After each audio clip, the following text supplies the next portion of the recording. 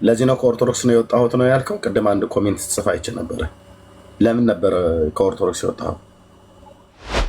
ከኢትዮጵያ ኦርቶዶክስ የወጣሁት መዳን ኮምፕሊኬትድ ስለሆነ ነው፣ ወይ ደግሞ ውስብስብ ስለሆነ ነው።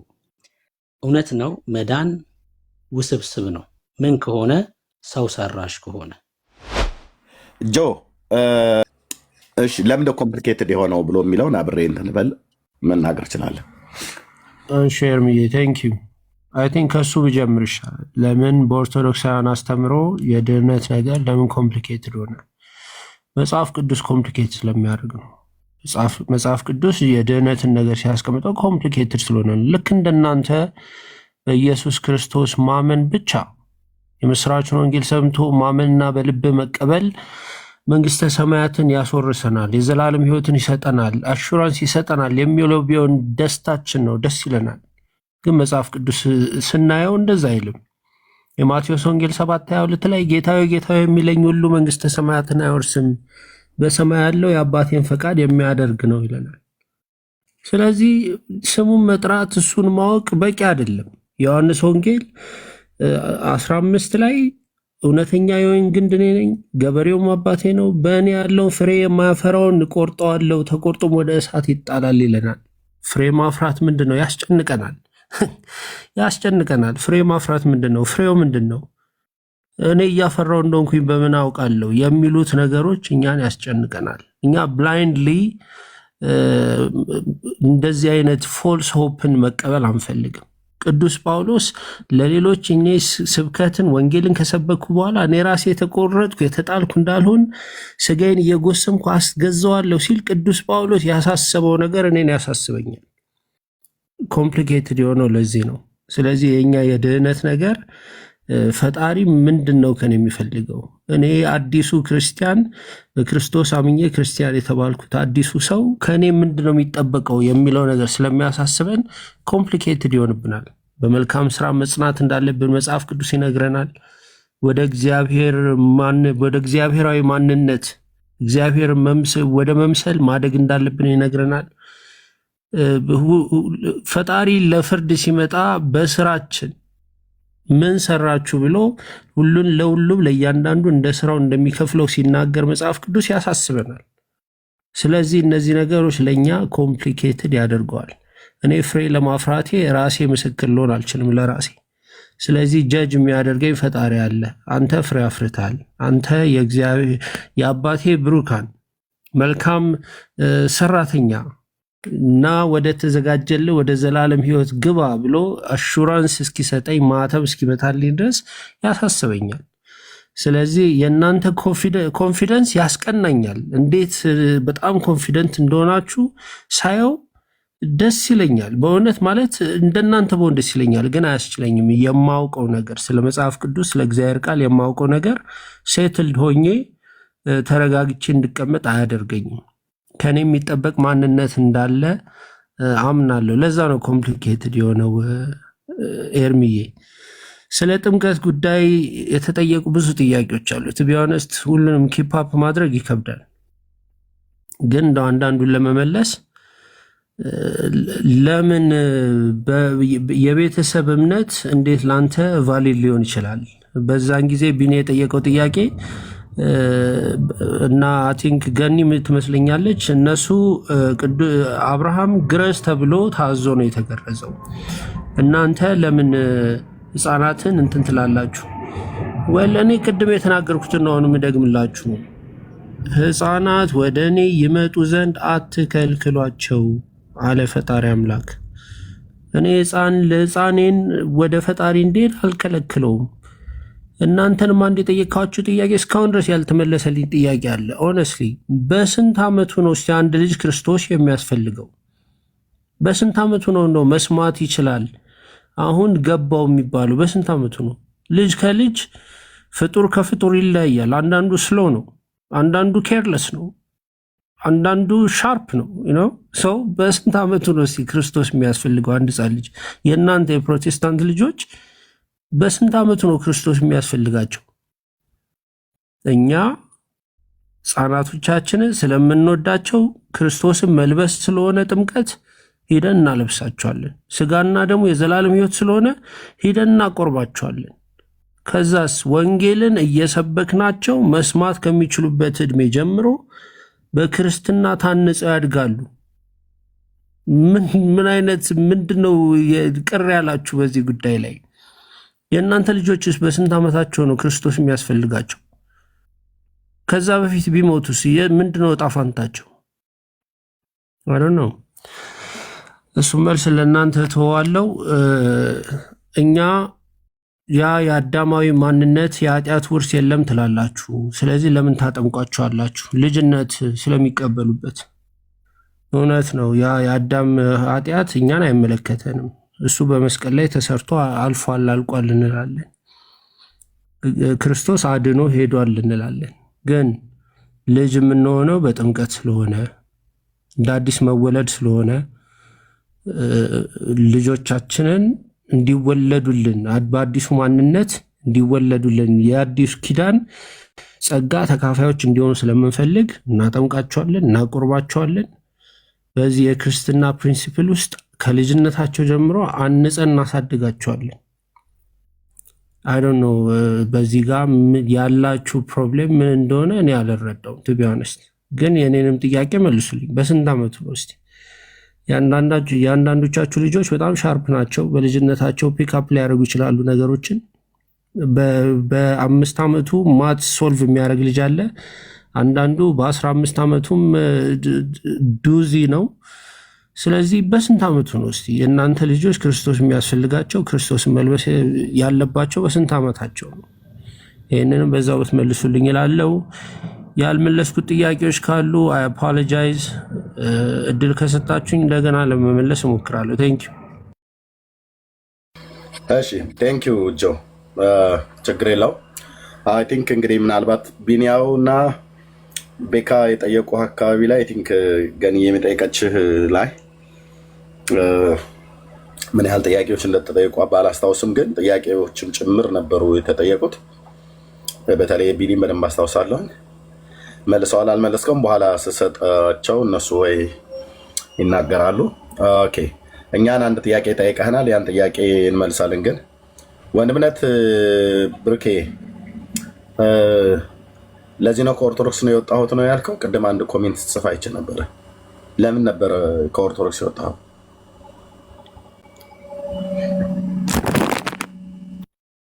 እሺ ጆ ተባረክ። በጣም ቆንጆ መልስ ስለመለሰ ደስ ብሎኛል።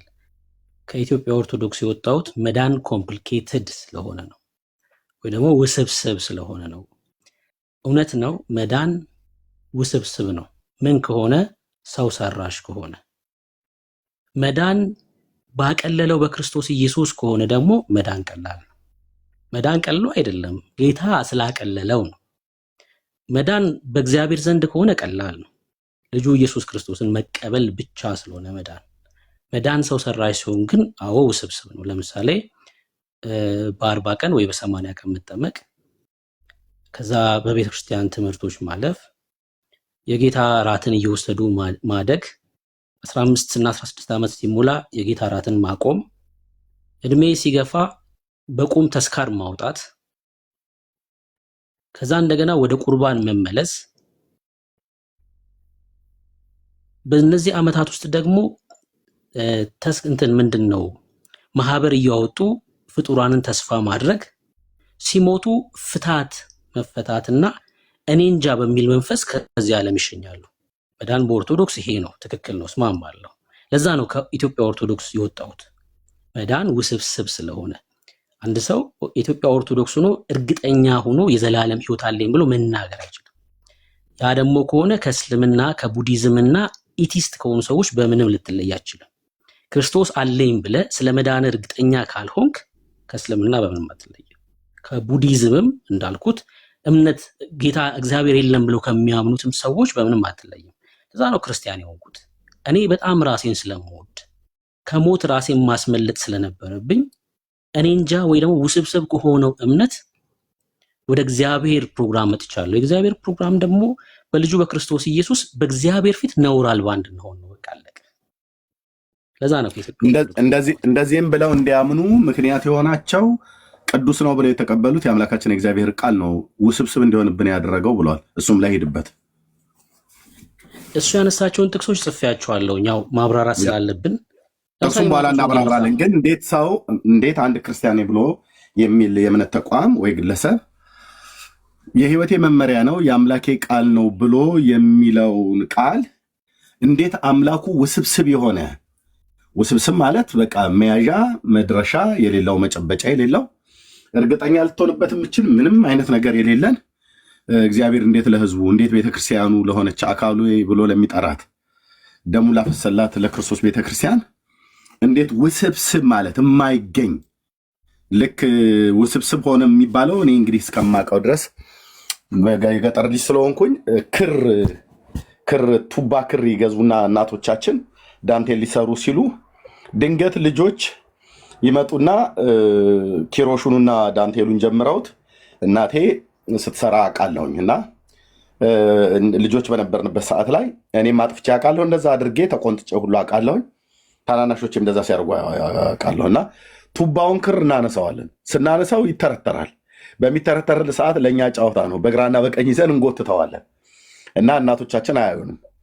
ከዛ ሊመጡ ሲሉ ያንን የጎተትኑን አብረን የጠላለፍኑን ሁሉ በሙሉ አድርገን ከዛ ከቱባው ክር ጋር ከቆሻሻ ነገር ጋር ሁሉ ከወደቀ ሳርና ከስንጥር ሁሉ ጋር አብሮ ተያይዞ እዛ እናስቀምጠዋለን። ከዛ ማን የነካው? እኔ ያለካውም እኔ ያለካውም ማን ነው ክሩን እንደዚህ ውስብስብ ያደረገው? ከዛስ ለመፍታት እናቴ ትሞክራለች። የታሰረውን ለመለያየት የተወሳሰበውን ለመለያየት አንዳንዴ አልሆን ብሎ ክሩን ከጫፍና ከጫፍ ተቆርጦ መካከል ላይ የተወሳሰበው ውሉ እስከማይገኝ ድረስ አድርገን የህፃን ጉዳይ ነው። እኛ ምን የምናውቀው ነገር የለም፣ ጨዋታ ነው ለእኛ። እንደዛ ስላደረግነው ተቆርጦ ይጣላል ማለት ነው። ያ በመካከል ላይ እርስ በርስ የተሳሰረ ስንጫወት እኛ ባለማወቅ በህፃነታችን እንዳወሳሰብነው አይነት ነገረ ድህነት በኦርቶዶክስ እንደዛ ውስብስብ አለ። ማን የወሳሰበባቸው ብለን ሳንጠይቅ ወንድማችን ጆ መጽሐፍ ቅዱስ ነው አለ። ስለዚህ በዚህ ላይ በደንብ እንሄድበታለን። ወንድምነት ቀጥል። እሱንም እንዳረሳው በጣም ጥሩ ነው።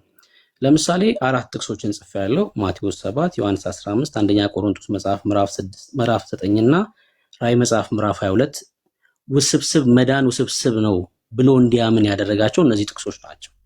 ኦኬ መዳንን መጽሐፍ ቅዱስም አሉ ልጨምርልህ ይችላሉ ብሩክ። እሺ አይ ቅድም ስትናገር የሰማሁትን ነው የጻፍኩት። እሺ አይ ይኖራሉ ኦፍ ኮርስ ይኖራሉ። መጽሐፍ ቅዱስ ግን መዳንን ውስብስብ አድርጎታል ወይ ካላችሁኝ እንደ ቅድሙ ነው የምመልሰው። አዎ መጽሐፍ ቅዱስ ውስብስብ ነው ከሰዎች ከተማራችሁ። ቅድም መዳን ውስብስብ የሚሆነው ከሰው ሲሆን ነው። ሰዋዊ ሲሆን መዳን ውስብስብ ይሆናል። ትምህርቱን መጽሐፍ ቅዱስን ከሰው የተማረ ሰው መዳን ውስብስብ ይሆናል። ምክንያቱስ እግዚአብሔር መንፈስ እስካረዳ ድረስ መጽሐፍ ቅዱስን ለመረዳት ከባድ ነው የሚሆንብህ። ልትረዳው አችልም። መጽሐፍ ቅዱስ ስለ እግዚአብሔር ቃል ምን ይናገራል ካላችሁኝ በኢሳይያስ መጽሐፍ ምዕራፍ 54 ላይ ልጆችሽ ሁሉ ከእግዚአብሔር የተማሩ ይሆናሉና የልጆችሽም ሰላም ውስብስብ ይሆናል አይልም፣ ብዙ ይሆናል። የልጆችሽ ሰላም ከእግዚአብሔር የተማሩ ይሆናሉ። ይሄን ዮሐንስ የኢሳይያስን መጽሐፍ ኮት አድርጎ በዮሐንስ ወንጌል መጽሐፍ ምዕራፍ 6 ላይ ሁሉም ከእግዚአብሔር የተማሩ ይሆናሉ ተብሎ በነቢያት ተጽፏል ይለናል። ሰው ከእግዚአብሔር ከተማረ መጽሐፍ ቅዱስ ውስብስብ ሊሆን አይችልም። እግዚአብሔር ለልጆቹ ውስብስብ የሆነን ቃል አይደለም የሰጠው። ቃሉን እንድንበላ በሕዝቅኤል መጽሐፍ ምዕራፍ 3 ላይ ተነግሮናል። አዎ የእግዚአብሔር ልጆች ቃሉን ይበላሉ። ቃሉን መብላት አለባቸው። ቃሉን ሲበሉ ሆዳቸው ውስጥ እንደ ማር ይጣፍጣል። ቃሉን መብላት አለባቸው። ቃሉን ሲበሉት ራሱ የተቀበልነው የእግዚአብሔር መንፈስ ይሄ ውስብስብ የሆነውን በሰዎች ዘንድ ያብራራልናል። ራሱ እግዚአብሔር ያስተምረናል ማለት ነው። ሰው ምን እያልኩኝ ነው? መዳን ውስብስብ ነው የሰዎች አስተምሮ ሲሆን መጽሐፍ ቅዱስም መዳንን ውስብስብ ያደርጋል ከሰዎች ስትማር። ከእግዚአብሔር የተማረ ግን መዳን ውስብስብ ሊሆንበት አይችልም። የተነሱት ጥቅሶች ወንድምነት ማለት ቃሉን ስናነበው ውስብስብ ስለሆነ ነው ወይስ ከሰዎች ስንማር ብለህ ስትል ያስተማሩን ሰዎች ቃሉን አወሳስበው ስለተናገሩት ነው ወይስ ቃሉ ቀድሞኑ ውስብስብ ስለሆነ ነው ሰው ሊረዳው ማይችለው? አዎ እንደዚህ ብያለሁ። እግዚአብሔር ለልጆቹ ውስብስብ የሆነን ቃል አይደለም የገለጠው። ቃሉ በራሱ የእግዚአብሔር መንፈስ ያለበት ቃል ነው። በእግዚአብሔር መንፈስ ካልሆነ በስተቀር በሰዎች መረዳት ውስብስብ ነው የሚሆነው። ለዛ ነው ካልዳኑ ሰዎች ይማራሉ። እነዚህ ሰዎች ካልዳኑ ሰዎች የእግዚአብሔርን ቃል የእግዚአብሔርን ፕሮግራም ካልተረዱ ሰዎች ሰው ከእግዚአብሔር ሲማር ግን ውስብስብ አይደለም፣ ውስብስብ ሊሆን አይችልም። የእግዚአብሔር ቃል ግልጽና የመዳን መንገዱ አንድ ነው። ይሄን ይናገራል። ሰው ውስብስብ ሊሆን አይችልም ማለት ነው። ውስብስብ አይደለም። እሺ ወይ አንተ በትነው ብሩኬ፣ አንተ አሁን እኔ ተወሳስቦብኛል። አንተ በታት ነውና አቅልል ውስጥ እሺ ኤርሚ ጨርስና ኦኬ። ስለዚህ ምን እያልከ ነው? ቴንክ ዩ። እሺ ጆ ይቀጥላል። ምን እያለ ነው ብሩክዬ? ትክክለኛ ነገር ነው የመለሰው። አየህ የእግዚአብሔርን ቃል ራሱ ቅድም ወንድምነት እንደጠቀሰው ከኢሳይያስ 54 ላይ ልጆችሽ ከእግዚአብሔር የተማሩ ይሆናሉ ብሎ የሚለውን ሰው ከአምላኩ ከእግዚአብሔር ሲማር የእውነት ሲማር ሰላሙ የሚበዛ በጽድቅ የሚታነጽ ከግፍ የሚርቅ ደህንነቱ የተረጋገጠ ይሆናል ማለት ነው። መጽሐፍ ቅዱስ እንደዛ ነው የሚናገረው። ግን እግዚአብሔር ካላካቸው ሰዎች ወይም ደግሞ እግዚአብሔር ልኳቸው ከመንገድ የወጡ ለእግዚአብሔር ለጽድቅ ቃል ታማኞች ያልሆኑ ሰዎች ከእንደነዚህ አይነት ገንዘብ ወዳድ የዚህ ዓለም ነገር ፈላጊ የሆኑ በሰዎች ዘንድ ክብርና ዝናን ጥቅምን ፈላጊ ሲሆኑ ከጽድቅ ጎዳና ሲርቁ ማለት ነው። እንደነኛ ሰዎች የእግዚአብሔርን ቃል በእውነት ባለማስተማር የተነሳ ሕዝብን ያጣምማሉ። ለምሳሌ ወንድምነት ላለው ማጠናከሪያ ነው የምሰጠው። ለምሳሌ ጌታችን ኢየሱስ ክርስቶስ በማቴዎስ ወንጌል መጽሐፍ ምዕራፍ 23 ላይ እነዚህ ግብዞች የሆኑ ፈሪሳውያንና ሰዱቃውያንን ምን አላቸው? ወይ እናንተ አትገቡ ወይ የሚገቡትን አታስገቡም ብሎ አላቸው። ቀጥሎ ምን አለ? የእውቀትን መክፈቻ ስለወሰዳችሁ ወየውላችሁ አላቸው። ይህ የእውቀት መክፈቻ ማለት ምን ማለት ነው? መንግስተ ሰማያትንም በሰዎች ላይ ስለምትዘጉ ወየውላችሁ አላቸው። ሰው እንዴት በሰው ላይ መንግስተ ሰማያትን ሊዘጋ ይችላል? የኔ የእረኛው የኤርሚያስ ጥያቄ ነበር። ያን ክፍል ሳነብ እንዴት አድርገው ነው መንግስተ ሰማያትን የዘጉባቸው? ግብዞች የሆኑ ፈሪሳውያንና ሰዱቃውያኑ በተቀረው የአይሁድ ህዝብ ላይ እንዴት አድርገው ነበር የዘጉባቸው? የእውቀትን መክፈቻ ወስደው። የእውቀት መክፈቻ ማለት ምን ማለት ነው? የእግዚአብሔር የቃሉን እውነተኛ ትርጓሜ ደብቀው ማለት ነው። እውነተኛውን ትርጓሜ ደብቀው ምን ነገሯቸው? አጣመው አስተማሯቸው።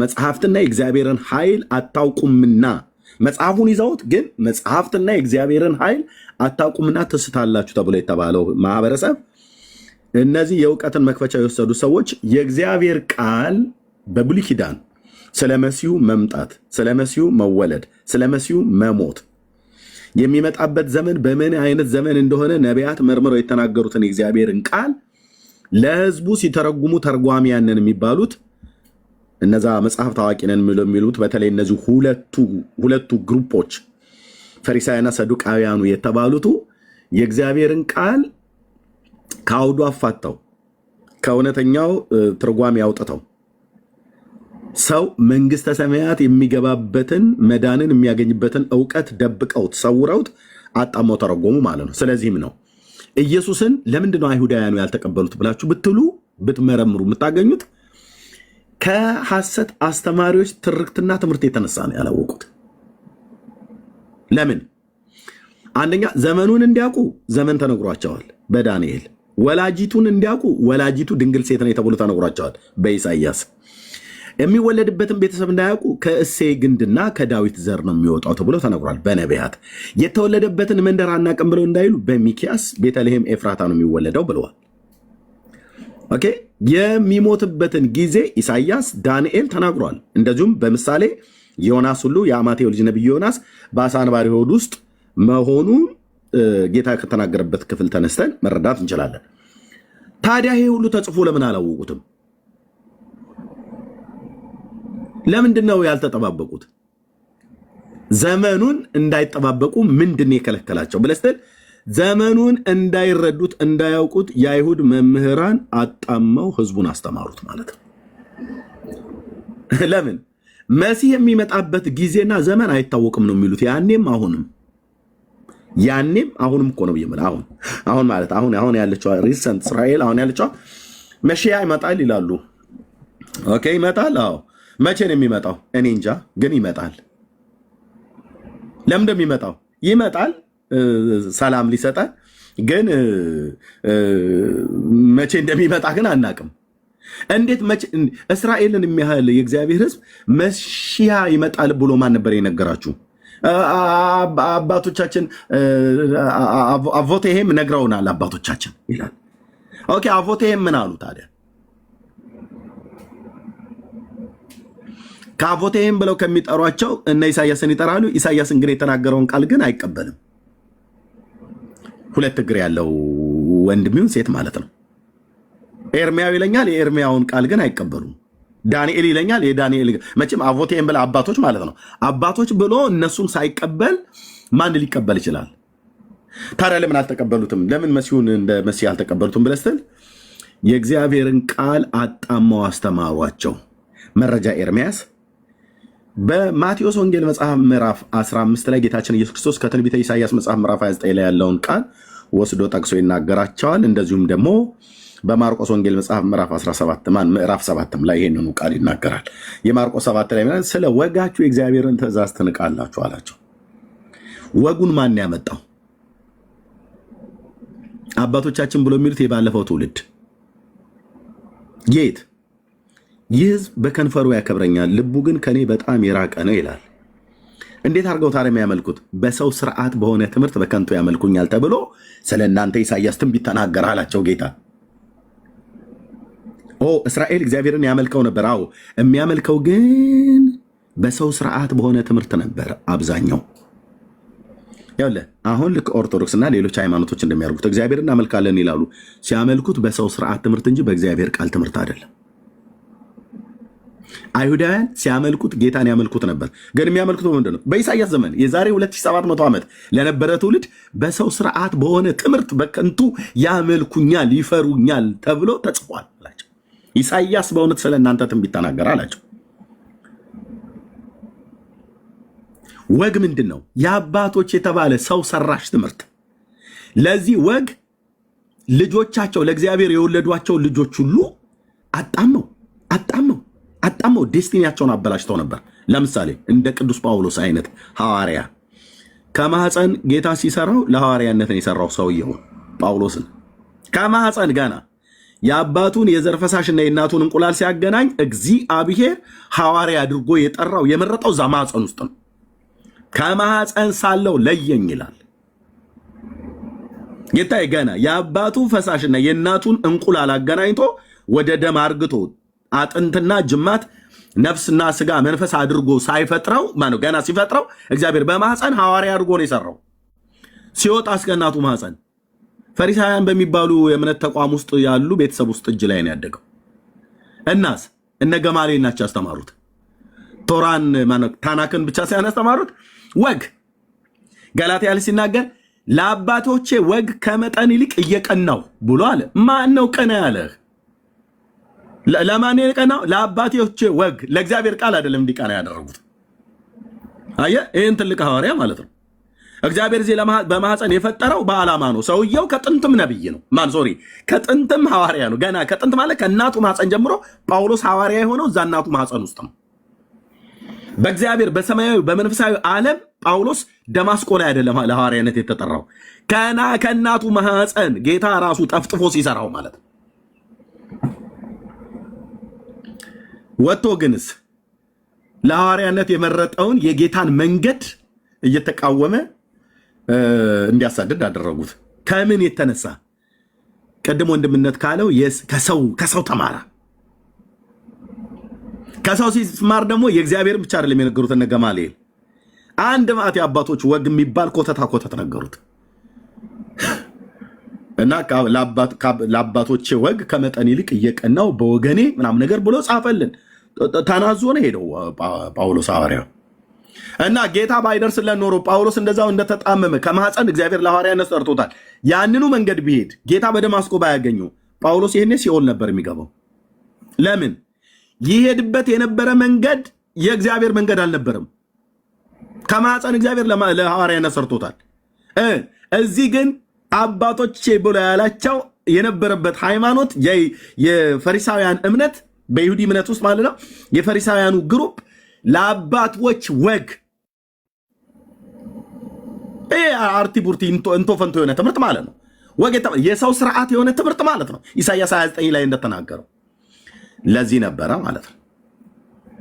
ስለዚህ ነገረ ድነትህ ውስብስብ ነው ወይ ብለህ ብትለው ጳውሎስ በዚያ ዘመን ላይ ሆነ አሁኑ የሚል ወዴት እንደሚገባ እንዴት እንደሚገባ አያውቅም።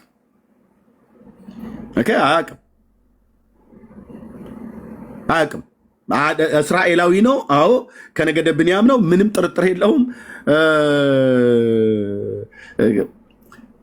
በራሱ በአይሁድ ሃይማኖት ውስጥ የፈሪሳውያኑ ግሩፕ የሚያምነው አለ። የፈሪሳውያን ግሩፕ የሚያምነውን ሰዱቃውያኑ አያምኑትም። የሰዱቃውያኑ የሚያምኑትም ፈሪሳውያኑ አያምኑትም።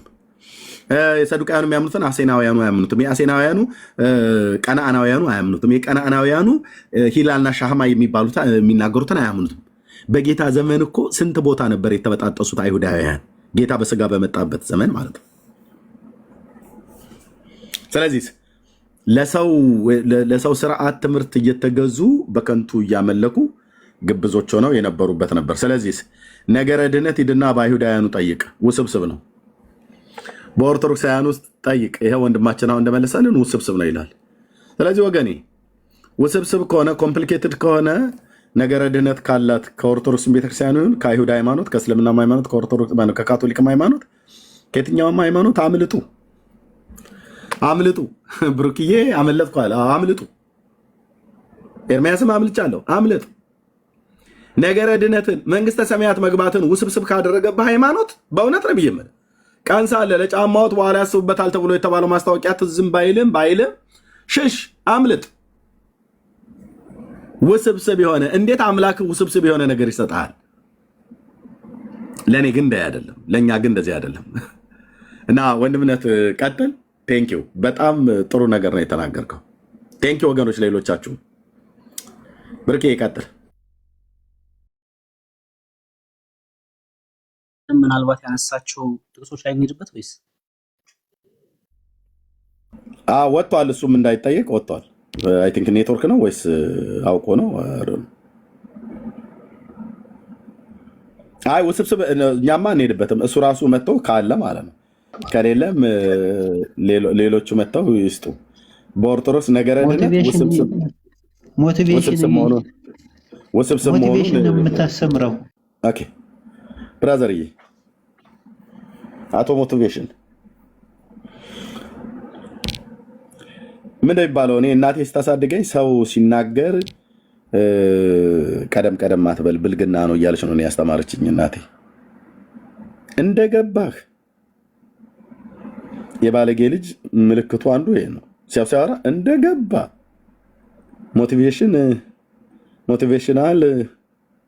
ሞቲቬሽንስ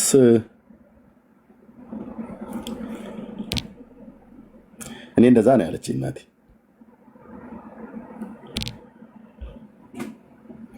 ኦኬ በቃ ሞቲቬሽን እንታችሁን ምንም ደግመህ መላክ አይጠበቅብህ። እንዴ ጠጅ ቤት እንኳን ሲገቡ እኮ ሰላም፣ እንዴት ዋላችሁ፣ እንዴት አደራችሁ፣ እንዴት አመሻችሁ ይባላል። እንዳለ በቃ ባልታጠበ ፊት ተነስተህ ገስት ትልካለህ። ሳስገባ ሞቲቬሽናል ደግሞ ባታውቀውን እኮ እንግሊዘኛ እኮ ነው ራሱ ቃላቱ ራሱ አንደበተ ላይ ራሱ እንዴት እንደሚያስጠላ። አክሰንትህ አማርኛ ነው። ልክ አሁን እንደኔ እንደማውራት ሞቲቬሽን ታው ማነህ አማርኛ እንትን ቴንክ ዩ እንትን ደማችንን አታፍላው ለማለት ነው። ወንድምነት ቀጠለ። ቴንክ ዩ ታው እንጂ ብርኬ ይቀጥል። እሺ እርሜ፣ ምናልባት ሌሎች ኦርቶዶክሳውያን ካላችሁ በተነሳው ርዕስ ላይ ማውራት እንችላለን። ገስት ልካችሁ ግቡ። እሺ ምናልባት የገባው ኦርቶዶክሳዊ ከሆነ እንቀበለውና ያነሳቸው ሀሳቦች ላይ ግን እንሄድበታለን አይደል? ለምን ክርስቲያንኛ ሆንን የሚለውን ማለት ነው። ለምንድን ነው መጽሐፍ ቅዱስ እኛ ላይ ውስብስብ ወይ ደግሞ መዳን ውስብስብ እኛ ላይ ያልሆነው የሚለውን እናነሳለን። እሺ ሳንታ ሰላም ነው? እንኳን ደህና መጣክ። እግዚአብሔር ይመስገን ደህና ነኝ። ከየት ቤተ እምነት ነህ? እኔ እንኳን ቤተ እምነት ለመወከል ምንም አቅሙ ዛሬ እንደ አይነት ፕሮግራም ላይ የገባው ዛሬ ነው። ግን ሳየው እንትኑን ፌር ብታረጉት ጥሩ ነው የሚል ነገር አለኝ። እኔ ኦልሬዲ ከቅድም ጀምሬ እየሰማኋችሁ ነው እና አንተ የሆነ ሰው እምነት ነህ? አሁን ውክልናው ይቅርና የትኛውን ቤተ እምነት ወክዬ የምናገረው ነገር የለኝም። ሰው በቃ አሁን ዛሬ ኦርቶዶክሳውያን ስለሆኑ ኮሜንትም ካላቸው እነሱ መጥተው በቃ ፌር ሆኑ ይበሉን። አንተ ደግሞ ቤተ እምነት የሌላችሁ ሰዎች ስትጠሩ ያኔ ፌር አይደላችሁም ትለናለህ። ለዛ ይሻላል። እሺ ኦርቶዶክሳውያን መግባት ትችላላችሁ። ገስት ላኩ ወይ ደግሞ ቁጥር ጻፉልንና እናስገባችኋለን። አይደለ? ኦርቶዶክሳውያን መጥተው ፌር አይደላችሁም ይበሉን። እዚህ ጋር ፌር አልሆናችሁም። አንተ ደግሞ ኢቲስቶችን ስንጠራ ደግሞ አንተ ደግሞ ትመጣና ያኔ ኮሜንት አደርጋለህ። መጀመሪያ ከኮሜንቱ ህይወት ነው የሚቀድመው አይደል? ህይወት ነው የሚቀድመው። መጀመሪያ ይሄ ሰው ህይወት ነው የሚያስፈልገው። ምንም የማያምን ከሆነ የሆነ ቦታ ሄዶ እኮ ብረት ላይ ማድረግ ላይጠበቅበት ይችላል እኮ ላይጠበቅበት ይችላል። ግን የሆነ የሚያምነው እምነት አለ ማለት ነው። እሱም መግለጥ ካልፈለገ ወይ ደግሞ አምላክ የለም ብሎ የሚያምን ከሆነ መጀመሪያ ህይወት ነው የሚያስፈልገው ከምክሩ በፊት ማለት ነው። መዳን ነው የሚጠበቅበት። እሺ ማሲያስ ነው። ማሲያስ ሰላም ነው። እንኳን ደህና መጣክ። እንኳን ደህና ቆያችሁ። ከየት ቤተ እምነት ነህ? ኦርቶዶክስ። እሺ ርዕሳችን ድነናል እየዳን ነው እንድናለን ስትሉ ምን እያላችሁ ነው? መጀመሪያ ምን ማለታችሁ ነው የሚለውን ንገረንና ከዛ ጥያቄዎች እናንሳ። በጣም ጥሩ ጥያቄ ነው። ድምጽ ግን ለኔ ብቻ ነው የራቀው? ድምጽ የራቀው ለኔ ብቻ ነው ወይ? ከቻልክ ትንሽ ከፍ አድርገው ድምጽ። በጣም ጥሩ ጥያቄ ነው። ይሰማል? አዎ ቆንጆ። አሁን ይሰማል? አዎ ትሰማለህ። እሺ ያው ድነናል ስንል ያው ከነበረው መጀመሪያ ከነበረው በዘር ከሚተላለፍ እርግማን ወይም ደግሞ ሞት ድነናል ማለታችን ነው። እየዳንን ነው ስንል ደግሞ ድነታችንን ወይም አጠቃላይ ወደ መዳን የሚያደርሰውን ነገር እንፈጽማለን በስራ የሚለውን ነገር ለመግለጽ ነው። እንድናለን ስንል ደግሞ ያው መንግስተ ሰማያትን እንወርሳለን እንደማለት ነው። ኦኬ መንግስተ ሰማያት ወርስ ከዛ በስራ መዳንና ድነናል ስንል ደግሞ ከነበረው ፍርድ በዘር ከመጣው ፍርድ ድነናል እያለ ነው። ሶስቱን የመለስከው። እሺ ከመጀመሪያው ጀምረን ከመጀመሪያውን ጀምረሽ ነው ከመጨረሻው? ከመጀመሪያው ስንጀምር ያው ቆይ ልጠይቅህና ከዛ ትመልስልኛለህ። በዘር ከመጣው ያ ውርስ ኃጢአት ነው እንደዛ መሰለኝ ቃሉ የተጠቀምከው። ድኛለሁ ስል በውርስ ከመጣው ኃጢአት ድኛለሁ ማለት ነው ብለሃል። እስኪ ጥቅስ ስጠኝ ለሱ። ለሱ ጥቅስ አያስፈልገውም። ኢየሱስ ክርስቶስ የሞተልኝ ያው በደሙ ነው። ኢየሱስ ክርስቶስ ደም ከኃጢአት ሁሉ ያነጻል እንደሚለው በደሙ ከኃጢአት ሁሉ አንጽቶኛል ዮሐንስ መልእክት ላይ እንደተጻፈ። አይ የኔ ጥያቄ ከዛ ውጪ ፊልጵስዩስ ላይ ጳውሎስ እንዳለው መዳናችሁን ፈጽሙ ስለሚል እየዳን ነው። ያው መዳን የሚፈጸም ነው። ስለዚህ በዛ መሰረት እንሄዳለን። አልጠየቅኩም። የኔ ጥያቄ መዳናችሁን ፈጽሙ ይላል ፊልጵስዩስ 2 ላይ በፍርሃትና በመንቀጥቀጥ መዳናችሁን ፈጽሙ ይላል። ስለዚህ መዳን ኦልሬዲ ፓስት ሳይሆን ፊውቸር እና ፕሬዘንት ነው ማለት ነው። እሺ ሰማሁ። አሁን ደግሞ እኔ ሳወራ ስማ። እሱ የኔ ጥያቄ አይደለም። እንድናለን የሚለው ላይ መተን እናወራለን። ድኛለሁ ስል በዘር ከመጣው ኃጢአት ድኛለሁ እያልኩ ነው ላልከው ጥቅስ ስጠኝ ነው ያልኩ። ዮሐንስ መልእክት ላይ አለ የኢየሱስ ክርስቶስ ደም ከኃጢአት ሁሉ ያነጻል ይላል። አይ እኔ እሱ ጥያቄ አይደለም። የዳንኩት በውርስ ከመጣው ኃጢአት ነው ላልከው ጥቅስ ስጠኝ ነው። ይሄ ኦል ነውን እኮ ነው። ይሄ ምን ዩኒቨርሳል ትሩዝ እኮ ነው። በውርስ ከመጣው ኃጢአት ያው ከአዳም እንትን ያው እግዚአብሔር ኢየሱስ ክርስቶስ ተሰቅሎ አድኖናል። ያ ድነት ነው። ምንም ይሄ እኮ አያከራክርም።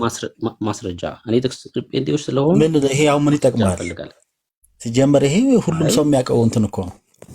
ኢየሱስ ክርስቶስ ከኃጢአት ሁሉ ያነጻል ይላል መጽሐፍ ቅዱስ። ሁሉም ሰው የሚያውቀው ከሆነ ለመጥቀስ አትቸገርም ማለት ነው። ለምን ጥቅስ ዋጋጋታ ምን ይሰራልኛል? ዮሐንስ መልእክት ላይ አለ፣ እሱን ማንበብ ነው። ለአንተ ላያስፈልግ ይችላል። በደሙ ከኃጢአት ነጻው። የኔ ጥያቄ ከዛ በኋላ ደግሞ ድህነቴን በፍርሃትና በመንቀጥቀጥ እፈጽማለሁ። እሱን የተንቀጠቀጥክ ትፈጽማለህ፣ ችግር የለውም። ስለዚህ ትድናለህ። ከዛ በኋላ እንደገና ደግሞ የምትፈጽመው ደግሞ ድህነት አለ ማለት ነው። ከዚህ ኮንቴክስት ኧረ ስማኝ ወዳጄ፣ እኔ ይኸውልህ ችግር የለውም የተንቀጠቀጥክም የተወዛወዝክም ፈጽም። እኔ እሱ ጋር ስንመጣ አወራሃለሁ ብያለሁ። ግን አሁን ቃሉ ላይ ባትቀልድ ጥሩ ነው። መጽሐፍ ቅዱስ እኔ አይደል የተናገርኩት? የቀለድክ ነው እኮ። እኔ ለምናገር የሚለው መጽሐፍ ቅዱስ ላይ ነው ያለው አይደል? አንተ ግን እየቀለድክ ነው። አሁን በፍርሃትና በመንቀጥቀጥ መዳናችሁን ፈጽሙ። አንድ ነገር ልንገራችሁ፣ ሰዎች የመጽሐፍ ቅዱስ ላይ ነው ያለው።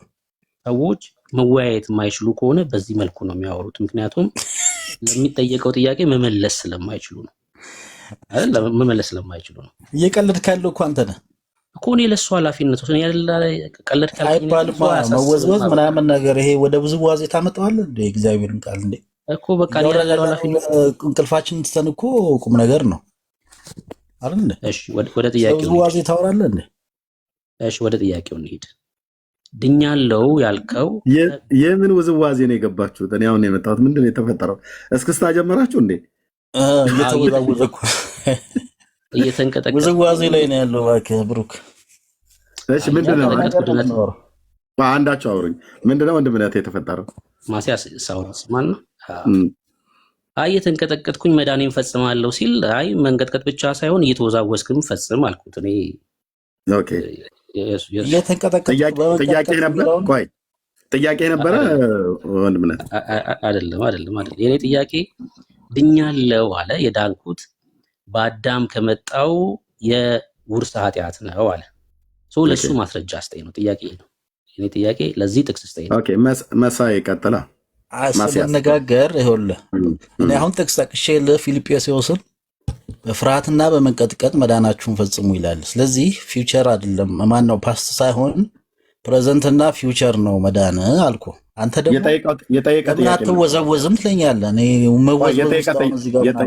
የጠየቀህ ጥያቄ ምን ነበረ ማስያዝ? እሱማ የጠየቀኝ ድነናል እየዳንን ነው እንድናለን ስትል ምን ማለት ነው አለ። ድነናል ስል በእንደዚህ ምክንያት ነው አልኩ። እየዳንን ነው ስል ደግሞ ፊልጵስዩስን ጠቀስኩለት። በፍርሃት በመንቀጥቀጥና በመፍራትና መንቀጥቀጥ መዳናችሁን ፈጽሙ አልኩኝ። ስለዚህ ጥያቄውን አልሰማሁም ማለት ነው። መንቀጥቀጥ የሚለውን ወደ ለምን አትወዛወዝም ይለኛል። እንደዚህ አይነት አባባል አይ እንቅጥቅጡና ውዝዋዜውን ተውና አሁን ወንድምነት ጥያቄን አልሰማኝም እያለ ነው። ጥያቄ እንደዛ አይደለም እያለ ነው። ለዚህ ነው ጥያቄውን በትክክል ስላልሰማኸው ለጥያቄው አይደለም። ጥያቄው ምንም ይሄ ከዚህ ምንም እኮ ከኮንቴክስት የወጣ ምንም ምላሽ የለም እኮ እዚህ ውስጥ ነው። አሁን እዚህ ፍሬም ውስጥ ነው ያለሁት። እሺ ወንድምነት ከለገና እኔ እንኳን በሳሳት በእንደዛ አይነት ቃላት መጠቀም የለበትም ሲጀመር። ኦኬ ችግር የለውም። ያው ምን አንዳንዴ ምንም ውዝዋዜ ብሎ የሚለው መጽሐፍ ቅዱስ ላይ ሰዎች እንደዛ ሲወዛወዙም ያለው ምናምን ነገር ብሎ ያለውን ቃል ስላለ እንቅጥቅጥ ብሎ የሚለው ተያያዥነት አለው እና ችግር የለውም። ወንድምነት እንደገና ጥያቄን ጠይቀው። እሺ ድኛለው ሲል ከአዳም ከመጣው የውርስ ኃጢአት ነው የዳንኩት። ድኛለው ምለው ይሄን ነው አለኝ። ለዚህ ጥቅስ ላይ ነው ጥያቄ። አሁን በደንብ ሰምተዋል ማስያስ መልሱ መልሰለት። ስለዚህ የኢየሱስ ክርስቶስ ደም ከኃጢአት ሁሉ ያነጻል የሚለው አይ ጥቅስ ነው የጠየቅኩ ነው። ማስረጃ ጥቅስ ምንድነው? ጥቅስ ምናምን የምትለኝ ይሄ ጥቅስ የግድ የዮሐንስ መልእክት ላይ ነው። አሁን ከፈለክ የለም ወይስ አሁን የተናገርኩት ትክክል ነው አይደለም? አሁን ማስረጃ ምናምን ከምትል የተናገርኩት ነገር ትክክል ነው አይደለም? አንተ ታውቀዋለህ ጥቅሱን? እኔ አላውቀውም፣ አንተ ነህ የምትነግረኝ። ካላወቅኸው ታዲያ እኮ ነው የኢየሱስ ክርስቶስ ደም ከኃጢአት ሁሉ ያነጻል ዮሐንስ መልእክት ላይ። የክርስቶስ ኢየሱስ ደም ከኃጢአት ሁሉ ያነጻል አያነጻም አይደለም ጥያቄ። የኔ ጥያቄ የዳንኩት ከአዳም ታዲያ መዳን ማለት እሱ አይደል? እሺ ስማኝና አንዴ በደሙ ከነጻሁኝ ዳንኩኝ ማለት እኮ ነው። ሌላ ምን አዲስ ነገር ላለ እዚህ ላይ? አንዴ ስማኝ። ደግሞ ለዚህም ጥቅስ እኮ አያስፈልግም እኮ። እናንተ እኮ አሁን ድነናል በሚለው እኮ አንጣላም። ወደፊት ፊውቸር እና ፕሬዘንት በሚለው ነው ልነጋገር የምንችለው። በዛ ላይ ቅድም እንዳልኩት እኔ ሳወራ ማዳመጥ አይፈልግም። ምክንያቱም ለጥያቄ መልስ ስለሌለው ነው። የጠየቅኩት ጥያቄ ከአዳም ከመጣው ውርስ ነው የዳንኩት ድኛለሁ ብለህ ስለመለስክ ለዚህ ጥቅስ ስጠኝ ማስረጃ። እሺ ጥሩ። ሁላችንም በደል ነበረብን አይደል? በዘር ምክንያት በአዳም ኃጢአት ምክንያት። አንተ ማብራሪያ ሳይሆን ጥቅስ ነው የምፈልገው እኔ። እሺ አንደኛ ዮሐንስ ምዕራፍ 5 ነው አውጣ። ምዕራፍ 5 ቁጥር 10 ምዕራፍ 5 ቁጥር 10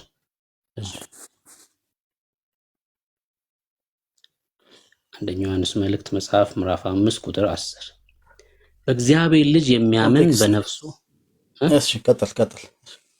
በእግዚአብሔር ልጅ የሚያምን በነፍሱ ምስክር አለው።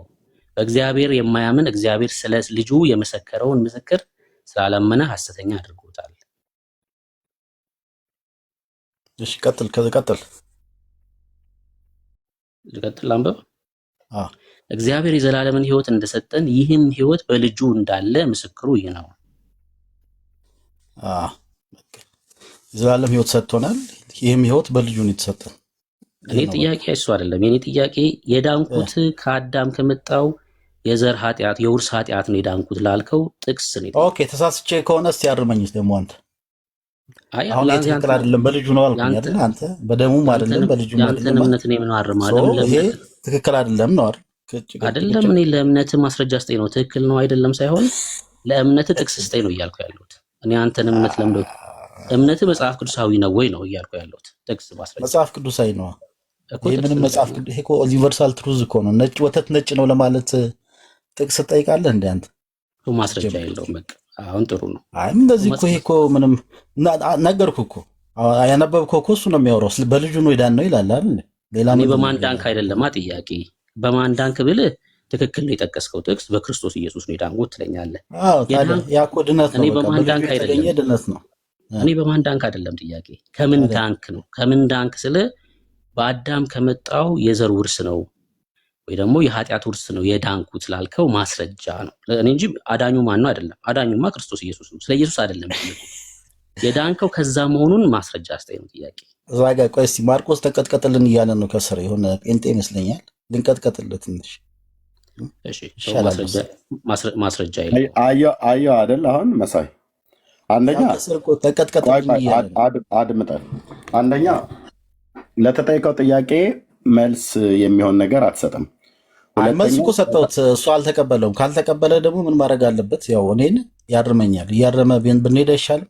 እንደዛ ቢሆን አይሻልም? አንተ የጠየቀ ጥያቄና የመለስከው መልስ ትክክል ነው ብለህ የምታምነው? አዎ። ታዲያ የኢየሱስ ክርስቶስ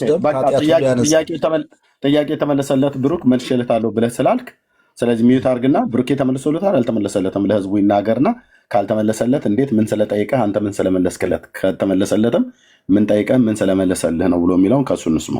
አንተ መልሻለሁ ብለሃል። ስለዚህ ሚዩት አድርገውና ብሩክ ይቀጥል። ቴንክ እሺ የጠየቅኩት ምንድን ነው ድኛለሁ ስትል ከምን ዳንክ ስለው በአዳም ከመጣው የዘር የኃጢአት ውርስ ነው የዳንኩት አለ።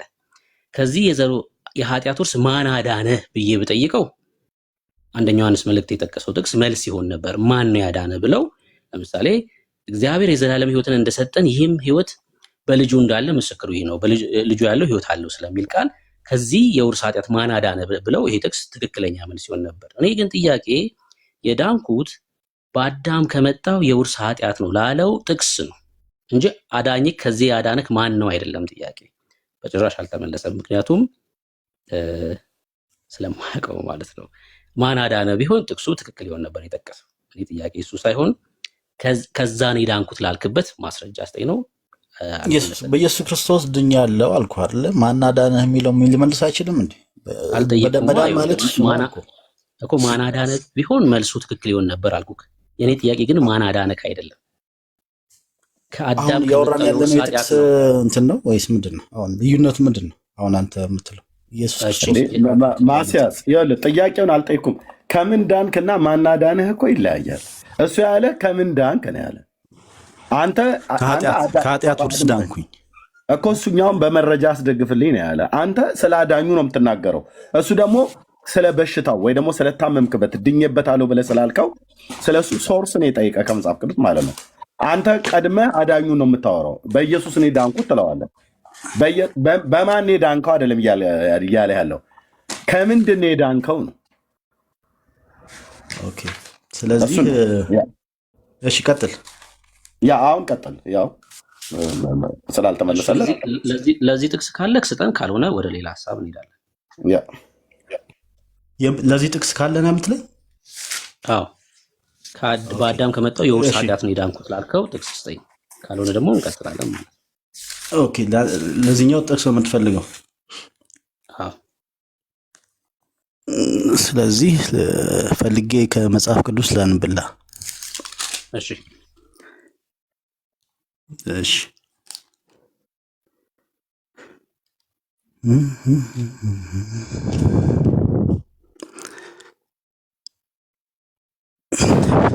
አንደኛ ቆሮንቶስ ምዕራፍ 15 ቁጥር 22 ጀምሮ። እሺ በአንዱ አዳም ሁሉ እንደሚሞቱ የሚለው ሁሉ በአዳም እንደሚሞት እንዲሁ በክርስቶስ ሁሉ ሕያዋን ይሆናሉ። ነገር ግን ሰው ሁሉ በየስርዓቱ ይነሳል። በመጀመሪያ ከሙታን የተነሳ ክርስቶስ ነው። ከዚያ በኋላ በክርስቶስ ያመኑ እርሱ በሚመጣበት ጊዜ ይነሳሉ። በራሱ ተራይድናል። በራሱ ሰው በአዳም ሞቷል፣ በክርስቶስ ይነሳል፣ ተነስቷል። ስለዚህ ድህነቱ በዛ የመጣ ነው። የመጀመሪያው እንድነናል የምንለው። እሺ እኔ ጥያቄ ምንድነው? ሁሉ በአዳም እንደሚሞቱማ ግልጽ ነው። እሱ አይደለም ጥያቄ። ከአዳም ከወረስኩት ኃጢአት ነው የዳንኩት ላልከው ነው ጥቅስ የጠየቁ። ይኸው እኮ እዚህ ጋር ሁሉ በአዳም እንደሚሞት እንዲሁ በክርስቶስ ሁሉ ሕያዋን ይሆናሉ። በአዳም ሞተናል፣ በክርስቶስ ሕያዋን ሆነናል፣ ድነናል ማለት እሱ አይደለም? ጥያቄ እሱ አይደለም ብራዘር። ሁሉ በአዳም እንደሚሞቱ ይኸውልህ፣ የኔ ጥያቄ ኃጢአት ወርሼ ነው ከአዳም አይደል? ኃጢአት ሲወርስ ነው ከማን ነው? አይ እኔን ስጠይቀኝ እመልስልሃለሁ። መልሱም ሆነ ክርስቲያናዊ መልስ እመልሳለሁ። ለአንተ ጥያቄ ግን እንትን አልልም አልከኝ። ለአንተ ጥያቄ አንተ የምጠይቅህን ግን መልስ አትጠይቀኝ። ከአዳም የወረስኩት ኃጢአት አለ ከእሱ ነው የዳንኩት ላልከው ጥቅስ ይኸው እኮ ከዚህ በላይ ምን አይነት ጥቅስ ይኖር እኮ? ከአዳም ከወረስነው ኃጢአት ነው ይላል አንደኛ ቆሮንቶስ 15።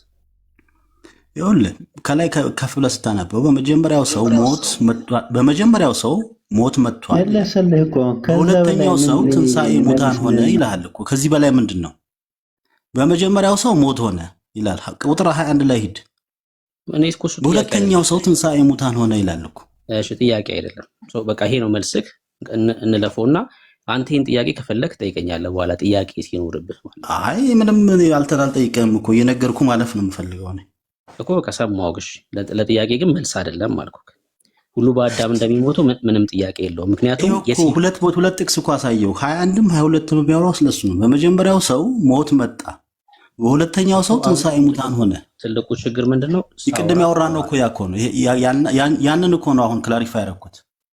ትልቁ ችግር ምንድነው? ሳውራ ታወራለህ። እንደዛ ደግሞ አይሆንም። መስማት አለ። ይሄ የኔ ጥያቄ አይደለም አልኩህ። ሁሉ በአዳም እንደሚሞቱ ግልጽ ነው። ምክንያቱም የሴት ጉዳይ ስለሆነ የቁጣ ልጆች ሆነናል። በዛ ምክንያት እኔ እሱን አይደለም የጠየቁህ። ኃጢአት ከወረስኩት ኃጢአት ነው ላልከው ነው ጥቅስ ማስረጃ የጠየቁህ። እሺ አንተ ከዚህ ከአዳም ከወረስከው ኃጢአት መቼ ነው የዳንከው? ኢየሱስ ክርስቶስ ወደዚህ ዓለም ከመጣ በኋላ ልክ የዛ ላይ እኮ ያወራልሃል እኮ ከቁጥር 12 ጀምሮ ክርስቶስ ከሙታን ተለይቶ ተነስቷል እያለ መቼ ተነሳ፣ ለምን ተነሳ የሚለውን ነገር፣ በማን ምክንያት ተነሳ የሚለውን እንዳለ ያብራራልሃል። አይ እኔ አንተ መች ነው ከዚህ የውርስ ኃጢአት የዳንከው ነው ጥያቄ። ኢየሱስ ክርስቶስ በተሰቀለበት ቅጽበት ሁላችንም የዚህ ዓለም በምድር ላይ ያሉ ሰዎች በሙሉ የኃጢአት እንትን ድነዋል። ያ ነው እንትኑ ማስረጃ ይሄው እኮ ማስረጃ ይኸውልህ ቁጥር 21 ላይ ምን ይላል? በመጀመሪያው ሰው ሞት መጥቷል፣ በሁለተኛው ሰው ትንሣኤ ሙታን ሆነ ይላል። አንደኛ ቆሮንቶስ ቁጥር 21 አውቃለሁ። ጥቅሱን ስለ ትንሣኤ ሙታን የሚያወራ ክፍል ነው አንደኛ ቆሮንቶስ 15። ይህን ጥያቄ አንተ መቼ ዳንክ ላልከው ጌታ ሲሰቀል ነው ሁሉም ሰው ሄዳ ነው ለሚለው ማስረጃ አስተኝ። አሁን ወደዛ እያወራን ያለ ነው ምንድን ነው? ስለ እያንዳንዱ ነገር ስለ ማስረጃ እያወራን ዝም ብለን እንደር ነው ወይስ ምንድን ነው? ታዲያ እምነት መጽሐፍ አልገባኝም እኮ። አሁን ቅድም ያልከውን ሲመለስልህ ደግሞ ሌላ እንትን እያወራህ እኮ ነው። አሁን ምንድን ነው እየፈለክ ያለው እኮ አልገባኝም። ምን ብዬ ጠየቅኩህ? መቼ ዳንክ? ከዚህ ከወረስከው ከአዳም ከወረስከው ኃጢአት መቼ ዳንክ ብዬ ስጠይቅህ ጌታ ክርስቶስ ኢየሱስ ሲሞትልኝ አልክ። ለዚህ ማስረጃ ስጠኝ። ምን አልከኝ? ጥያቄው እስኪ ድገመው። መቼ ነው የዳንከው ብዬ ጊዜ ጠየቅኩህ። ጌታ ክርስቶስ ኢየሱስ ክርስቶስ በተሰቀለልኝ ጊዜ ዳንኩኝ እኮ አልኩኝ እኮ። ይሄ እኮ በጣም ሲምፕል እኮ ነው ጥያቄ። ለዚህ ማስረጃ ስጠኝ።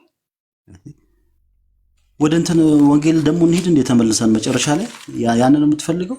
አዎ ለእምነትህ መጽሐፍ ቅዱሳዊ ማስረጃ ያስፈልጋል። ካልሆነ የአንተ ነው ወይስ መጽሐፍ? እኔም ማላውቀው መረዳት ካለ አንተ እንደዛ ብለህ እንድታምን ያደረገ ጥቅስ ካለ እንድትሰጠን ነው፣ ለሌሎቻችንም ጭምር ማለት ነው።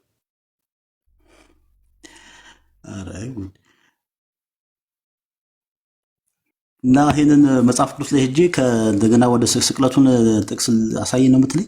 ኖ ማስያዝ ላወራሁ ነገር ሁሉ ማስረጃ ያስፈልጋል አይደል? በቃ ስለዚህ ያወራሁን አንተ በአንደበት ያወጣኸውን መልስ ነው ብለህ ያልከውን ነገር እዚህ 600 ሰው ከበስተኋላ ብዙ ሺህ ሰው ሆኖ የሚሰማውን ይሄ መልሴ ነው ብለህ ላልከው ነገር ቢብሊካል ማስረጃ ብሎ ሲልህ ኤቪደንስን ማቅረብ ነው ያለብህ። ካላቀረብክ አንተ ነህ እንጂ ያወራው መጽሐፍ ቅዱስ አያወራውም ማለት ነው። ስለዚህ መቼ ይሄ ነገር ሆነ የሚለው ነው ማስረጃ እያለ ነው፣ ከመጽሐፍ ቅዱስ ማስረጃ እያለ ነው። አውሮ ቴንክ ዩ።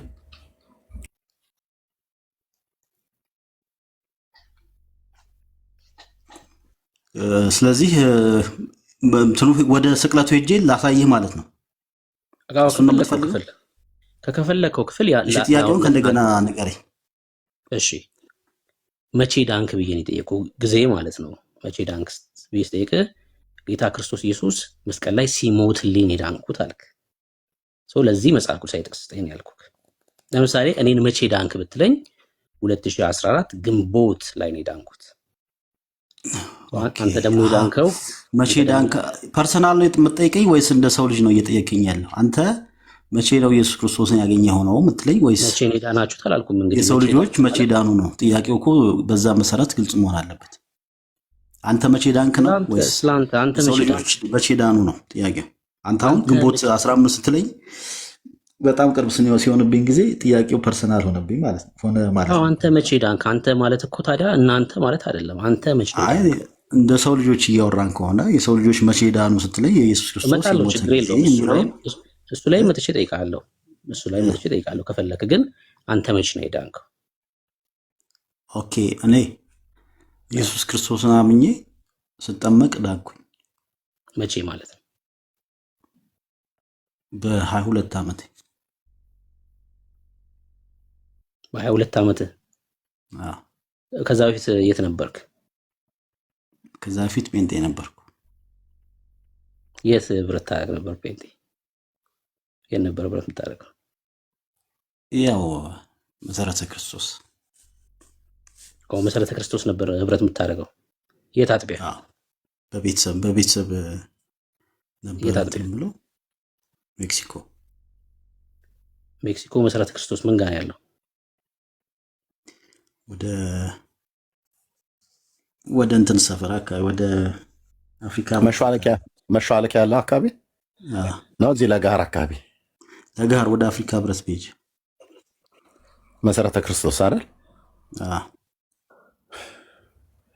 በቃ 8ኛ ሺህ እንደገባ የምታረጋግጡት በዚህ ነው ወገኖች።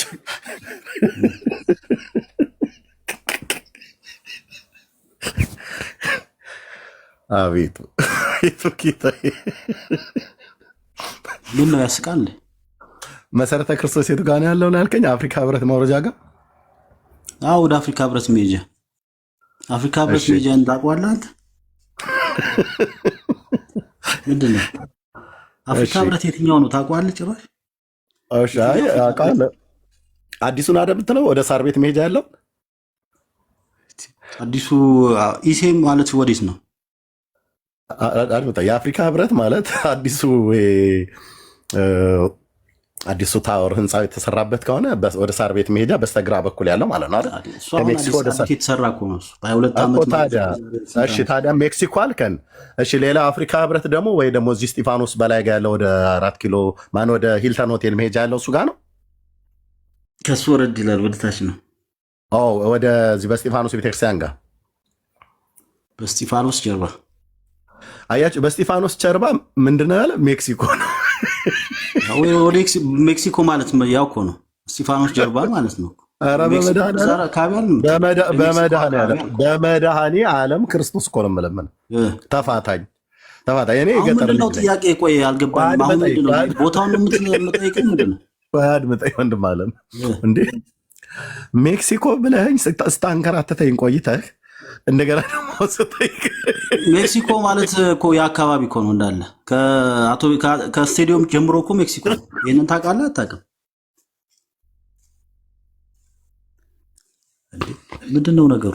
ስቴዲየም በለጋህር ዙሪያ ነው ብራዘር። እኔ የገጠር ልጅ ነኝ የኢትዮጵያ ማለት ነው። ኦኬ ግን አዲስ አበባን አታምታታኝም ብራዘር። እሺ መውጫ ያለ ነው። ስለ ጥቅስ ነው እንዲሁ እኮ አረክብን። አሁን ልክ እንደዚሁ ክፍለ ከተሞቹን እንኳን የአራዳ ክፍለ ከተማን ከሚያረተው አታውቀውም ኤርሚያስ። እሺ አሁን ብርኬ ይኸው መልሱም መልሶልሃል። ወደ እንትኑ ለምን መሰረተ ክርስቶስ ነኝ አለ። የት ስንለው አፍሪካ አሁን ቆይ ጥያቄው እሱ እኮ አይደለም እኮ አሁን እኩል አታውራ ወንድሜ ማስያስ። ኦኬ ይቅርታ በቃ 8ኛው ሺህ አይደለም የ9ኛው ሺህ ራሱ ገብቶበት በቃ ነፍሶበታል ይሄ ትውልድ ማለት እችላለሁ። ሁላችንም እንደዚህ አይደለም። መጽሐፍ ቅዱሳዊ ጥቅስ አዲስ አበባ ክፍለ ከተማን ራሱ እንኳን ድብልቅልቁን ድንብርብሩን አውጥተህ ሜክሲኮ ብለህን ካበቃ በኋላ እዚህ ከለጋር ማነው ከእስጢፋኖስ ጀርባ ነው አልከኝ። ለእስጢፋኖስ ጀርባ ብለህ ካልክ ባምቢስ እንጂ ወይ ደግሞ ወደ 4 ኪሎ ወደ ቤተ መንግስቱ መውጫ ሂልተን አካባቢ ያለው እንጂ የምትለው ወይ እስጢፋኖስ ወይ ብሔራዊ ሆቴል ያ ጊዮን ሆቴል አካባቢ እንትኑ ወንዙ ያለበትን ነው መጥራት ያለብን። እዚሁ ቁጭ አድርገህን የት ነህ? መሰረተ ክርስቶስ ቤተክርስቲያን የት አካባቢ? ለጋሃር ወደ አፍሪካ ዩኒየን አዳራሽ አዲሱ ነው ወይስ አሮጌው? አይ አዲሱ የት ነው አልከኝ። ወደ ሳር ቤት መሄጃ በስተግራ በኩል አልኩ። ከሜክሲኮ ወደ ሳር ቤት ስንሄድ በስተግራ በኩል ያለው አዲሱ ህንፃ አልኩ። አይ እኔ እሱን አይደለም ያልኩ፣ እኔ ያልኩ እዚህ ነው ብለኸኝ የት? እስጢፋኖስ ቤተክርስቲያን በላይ ያለው ከሂልተን በታች ያለው የድሮ አፍሪካ ዩኒየን የሰለ አዎ። እና እሱም እንደው የሚባለው ሜክሲኮ ነው የሚባለው አልከኝ።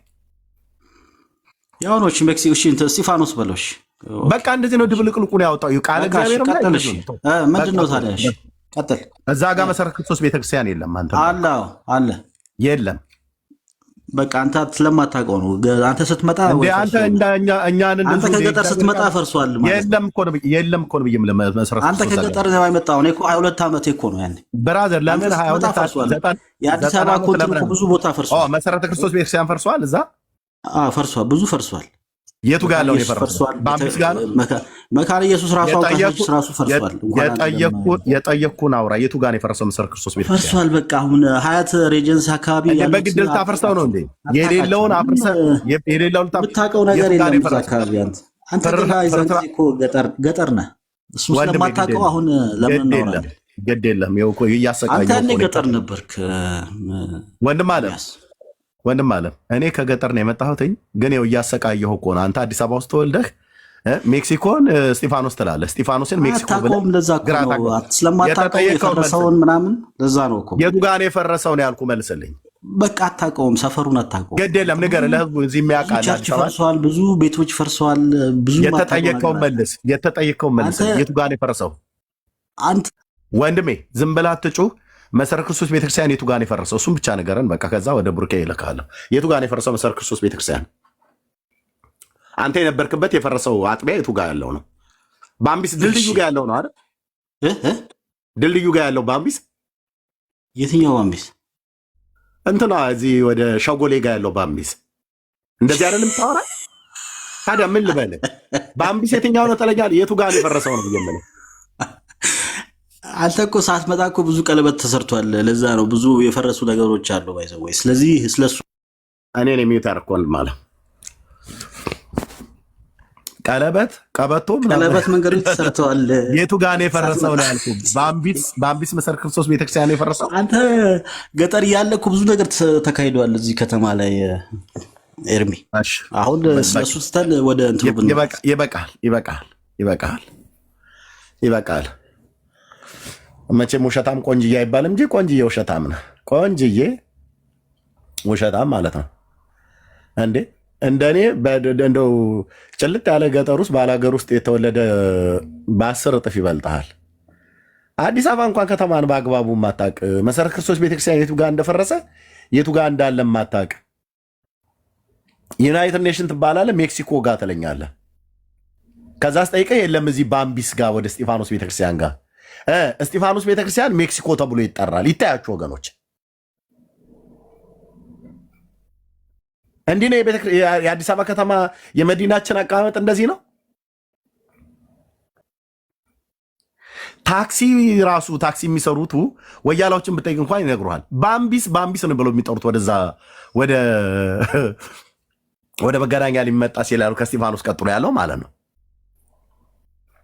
እስከ ኡራኤል ድረስ መዳረሻ ባምቢስ ብለው ነው የሚጠሩት።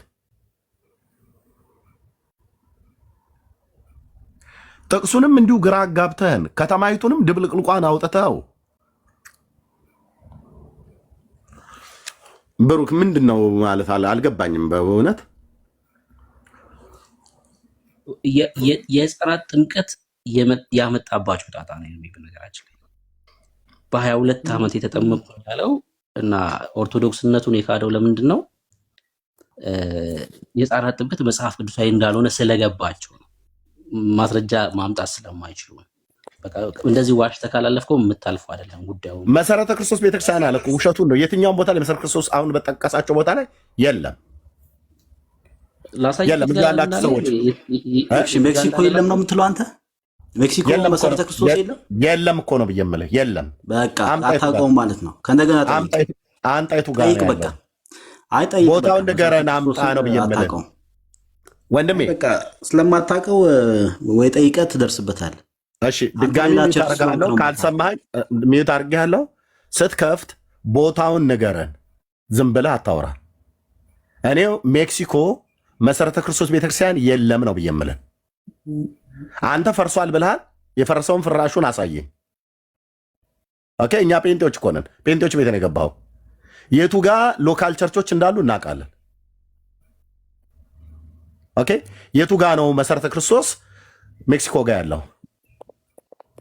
ቤተክርስቲያናችን ነው የጠራው፣ የእኛ ናት መሰረተ ክርስቶስ። የቱ ጋር ነው ያለው? እናንተ ዝም በሉ፣ ሌሎች ዝም በሉ። ኤደን ዝም በሉ እሺ፣ አትጻፉ። እኛ ሜክሲኮ የትኛው ቸርች እንዳለ ጠፍቶን አይደለም። የቱ ጋር ነው ያለው ወንድማችን ማስያስ? ስለዚህ አሁን እኔ ከ22 ዓመት በፊት የሆነ ነገር ስለሆነ አሁን ወይ ለምን 22 ዓመት አለ 42 ዓመት ለምን አይሆንም? የቱ ጋር ነው መሰረተ ክርስቶስ ቤተክርስቲያን ያለው? ምናምን ዓመት በፊት ነው እና እኔ የለሁም እዛ። አሁን እሺ ከ20 ዓመት በፊት መሰረተ 22 ዓመት በፊት ከ22 ዓመት በፊት መሰረተ ክርስቶስ የቱ ጋር ነበር? ሜክሲኮ መሰረተ ክርስቶስ። አሁን እየጠየከኝ ያለው ቦታውን በትክክል እዚህ ጋር ነው ብዬ እንድነግርህ ነው ወይስ ምንድን ነው? አዎ ብትነግረን ደስ ይላል። እሱ ነው ዛሬው ርዕሳችን እሱ ነው። አረቄ ፋብሪካ ጀርባ ያለው ነው የዛሬ ርዕሳችን እሱ ነው ወይ? አዎ እሱ ነው። ምክንያቱም አንተ ሲጠይቅህ ቀድሞ በዚህ እምነት አልነበርኩም ጴንጤ ነበርኩ ብለኸኛል። የቱ ጋር ነበረ ብለን ስንል መሰረተ ክርስቶስ አልከን። የት ስንል ሜክሲኮ አልከን። ሜክሲኮ የለም መሰረተ ክርስቶስ ብለን ስንል አለ አልከን። የቱ ጋር ነው ያለው? ሜክሲኮ የዛሬ ስንት ዓመት? 20 ምናምን ዓመቱን አሁን ልነግርህ አልችልም። አሁን እድሜውን ቶ 22 ዓመት ምንም አሁንማ ፈርሷል። ቦታው ራሱ እኮ ቀለበት መንገድ ተሰርቶበታል። ኦኬ ቀለበት ነው ብዬ ልነግርህ አልችልም። በሜክሲኮ ጋር ነው ቀለበት መንገድ የተሰራው። እንዴ እሱን ቀለበት መንገድ የት ጋር እንዳለ አላወቅም እንዴ? እኮ ንገረን። ሜክሲኮ ጋር ነው ወይ ቀለበት መንገድ የተሰራው ነው ብያለሁ። አሁን ብዙ ነገር እንትን ብሏል። አሁን ስለሱ እኮ ቆየሁ እኮ እሱ እኮ የቆየ ታሪክ ነው። አንተ ለምን ተዋሻለህ? መሰረተ ክርስቶስ ቤተክርስቲያን የቆየ ታሪክ ነው ወንድሜ። ለምን ደግሞ መሰረተ ክርስቶስ ቤተክርስቲያን ሳትሆን መሰረተ ክርስቶስ ቤተክርስቲያን ብለህ የምትለው አይደለህም? አትዋሽ። እኔ ብቻ ሳልሆን ቤተሰቦችም ብዛ ናቸው እኮ። ታዲያ የቱ ጋር ነው እኮ ብዬ ስለ አንድ አልመለስክም። ቆየ እኮ እሱ አሁን እኮ ሌላ ታሪክ ሆኖ ደግመህ ማይክ እንዳከፍት እሺ ወንድሜ፣ እስከምፈቅድልህ ድረስ ካልሆነ ታይ ትወርዳለህ። ይሄ ወንድማችን አንደኛ የአዲስ አበባ ከተማን አቀማመጥ እንኳን አያውቀውም። የትኛው ከየትኛው ጋር እንዳለ ለጋር የቱ ጋር ነው ብለህ ብትለው ምናልባት ሽሮ ሜዳ አካባቢ ነው ሊልህ ይችላል። ይሄ ወንድም ማለት ነው። ይታያችሁ መገናኛ ቤት አካባቢ ነው ብለህ ብትለው በዚህ በቃሊቲ ወረድ ብሎ ምናምን ነገር ብሎ ሊልህ ይችላል። ለምን አዲስ አበባ ከተማን አያውቀውም? አዲስ አበባ ከተማን ቢያውቅ መሰረተ ክርስቶስ ቤተክርስቲያን ትልቅ ቤተክርስቲያን ነው። መሰረተ ክርስቶስ ቤተክርስቲያን የዛሬ 22 ዓመት አይደለም የዛሬ 42 ዓመት የቱ ጋር እንደተመሰረተ እናውቃለን። ኦኬ የጠራው ቤተክርስቲያን የኛ ቤተክርስቲያን የኛ የጴንጤዎቹ ማለት ነው። ሜክሲኮ ሳይኖር አለ ብለህ አትበል። የለም። የጠራው እስጢፋኖስ ቤተክርስቲያን አካባቢ የለም መሰረተ ክርስቶስ። የትኞቹ ቤተክርስቲያናት እንኳን አብያተ ክርስቲያናት እንኳን እንዳሉ አታውቅም ማለት ነው። ልክ የእግዚአብሔር ቃልን ስትጠየቅ ቅድም እንዳልመለስከው እንደማታውቀው በግምት እንደምታወራው አብያተ ክርስቲያናቱም የቱ ጋር እንዳሉ እንኳን አታውቅም። ስለዚህ የምታወራው ከአገልጋዮች ጋር ነው። እሺ እኔም ብሩኬም እዚህ ያለን በአብዛኞች አገልጋዮች ነን። ኦኬ ስለዚህ አብያተ ክርስቲያናቱ በሌሉበት ነው። እሺ መሰረተ ክርስቶስ ቤተክርስቲያን ነው። እሺ እንያዝልህ፣ ቦታውን ዋሽታል፣ እንያዝልህ።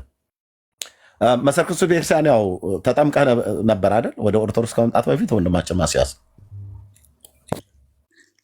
ኦኬ አሁን እኮ አሁን ተጠምቀህ ነበር አይደል?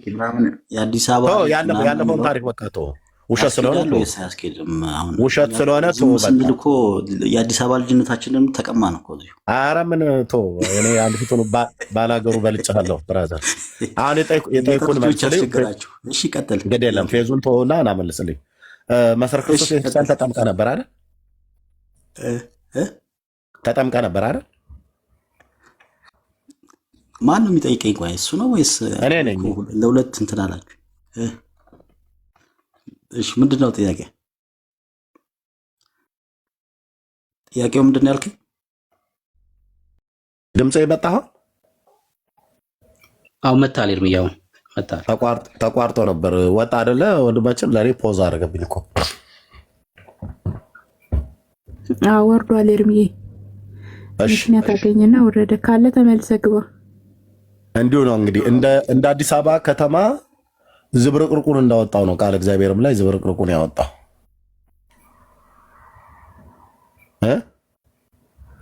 በወንድማችን አባባል ሸጎሌ የት ነው ብለህ ብትለው በዚህ በመሿለኪያ አድርገህ ወደ አቃቂ መስመር ስትሄድ ነው ብሎ ሸጎሌን ለመጠቆም የእግዚአብሔር ቃል ላይ እሱ ሩቅ ነው እና መገናኛ የት ነው ብለህ ብትለው በዚህ በስጢፋኖስ በኩል አድርገህ በባምቢስ በካሳንቺስ በኩል አድርገህ በኡራኤል ስትወጣ ሜክሲኮን ታገኘዋለህ። ይችላል። ምን ሆናችሁ ነው የአዲስ አበባ ልጆች?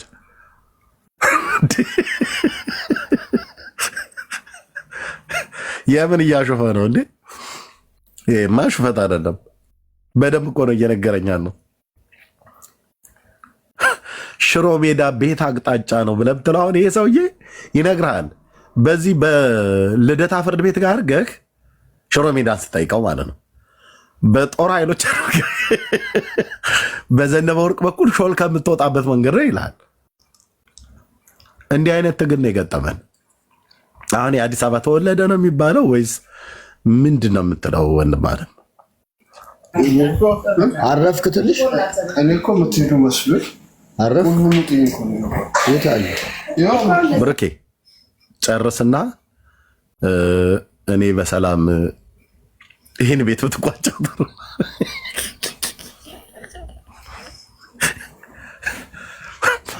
የከተማይቱን ማስተር ፕላን ሁሉ እኮ ነው የጠፋ። እንኳን የእግዚአብሔር ቃል አይደለም።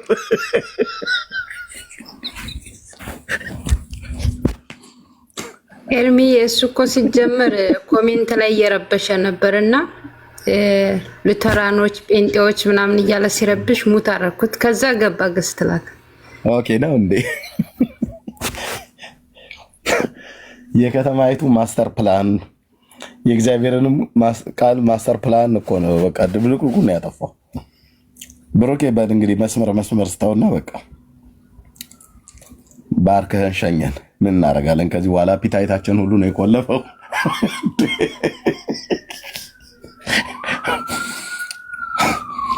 የእግዚአብሔርስ ቃል አልተገለጠላችሁ ይባላል። ብሩኬ ቀጥል። በነገራችን ላይ አሁን አያመልጡም። የትኛውም ቦታንን ቢሉ ለምሳሌ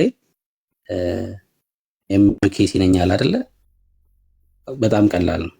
የትኛውም ቦታ ቢናገር የዛን ቸርች ስልክ ማግኘት እንችላለን። የትም ቦታ ቢል ማለት ነው አንድ ሰው እና ምሳሌ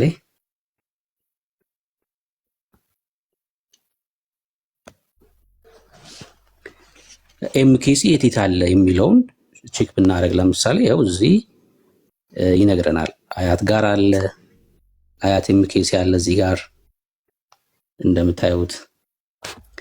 ከዛ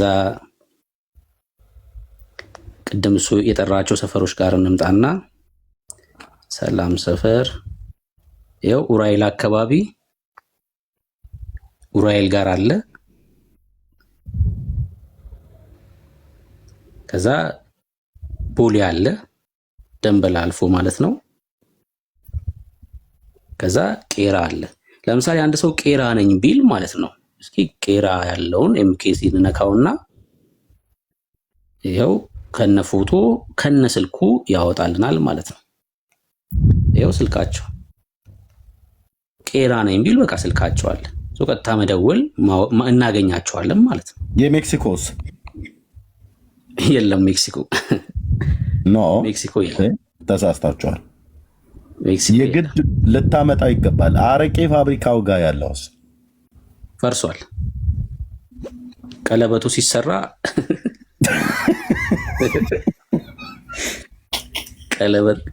ቀለበት አሰረ ማለት እኮ ነው የቀረው ልጁ። ቀለበት አሰረ ነው የቀረው እንጂ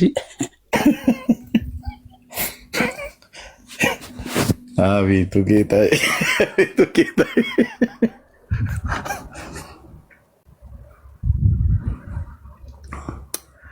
ብሩክ አንተን እዚሁ ጣጣ ውስጥ የጨመርከን አይደል?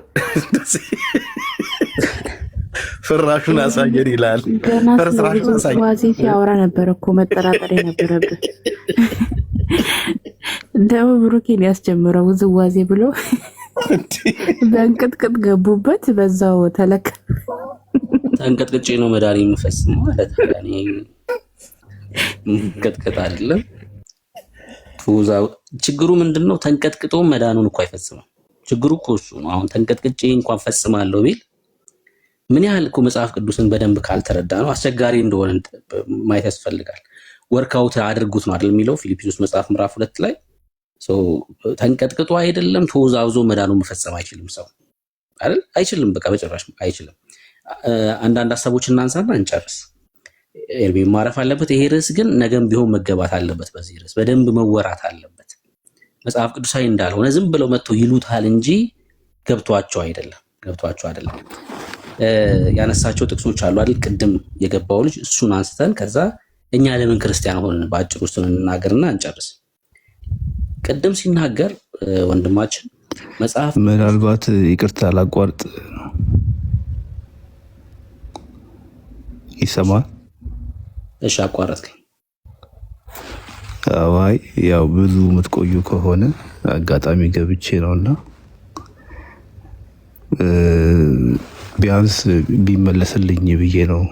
ቅድም እኔም ያው ተወዛግቤ ስሰማ ስለነበረ ምኑ የሚመለስልህ ለሱ ስጠይቁት የነበረ ጥያቄ እኮ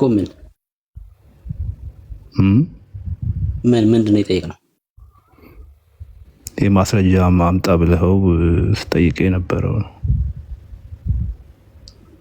የውርስ ኃጢአት ምናምን የውርስ ኃጢአት ያልኩህ ከሁለት ሰጠኝ ነው ማስረጃ ነው።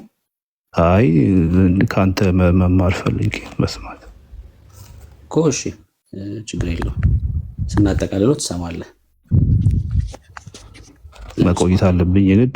አሁን ነው የገባው። ወንድምነት ከየት ቤተ እምነት እንደሆነ ጠይቀው። እሺ አይ በቃ ለመስማት ከሆነ ችግር የለውም። የትም ቤተ እምነቱን አሁን ስለማብራራው በቃ ትሰማለህ። ለመወያየት ካልሆነ በቃ ሀሳብስ መስጠት ይቻላል። ምን ሀሳብ ነው ያለህ? አይ ዝም ብዬ ከታችሁኝ ልሰማ ነበረ።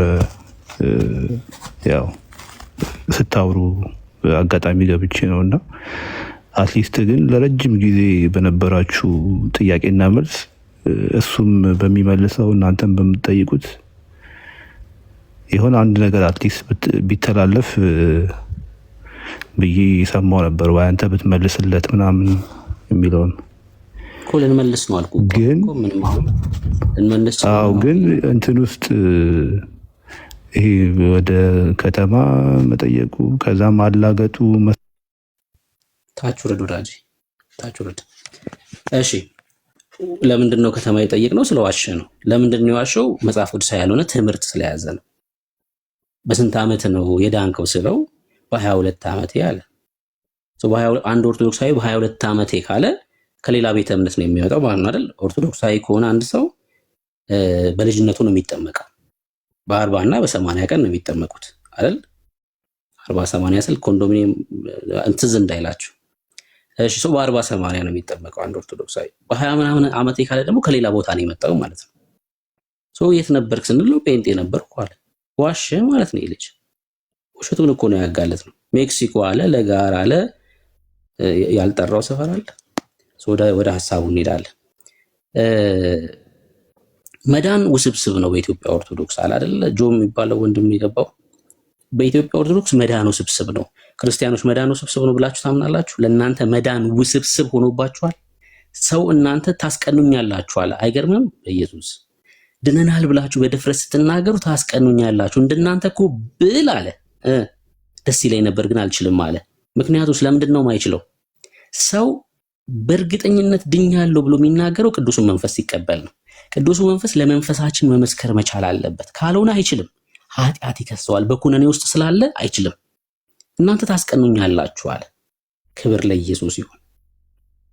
እሺ ጥቅስ ለከፍት ስለሆነ ብዬ ነው። አይችልም በጭራሽ።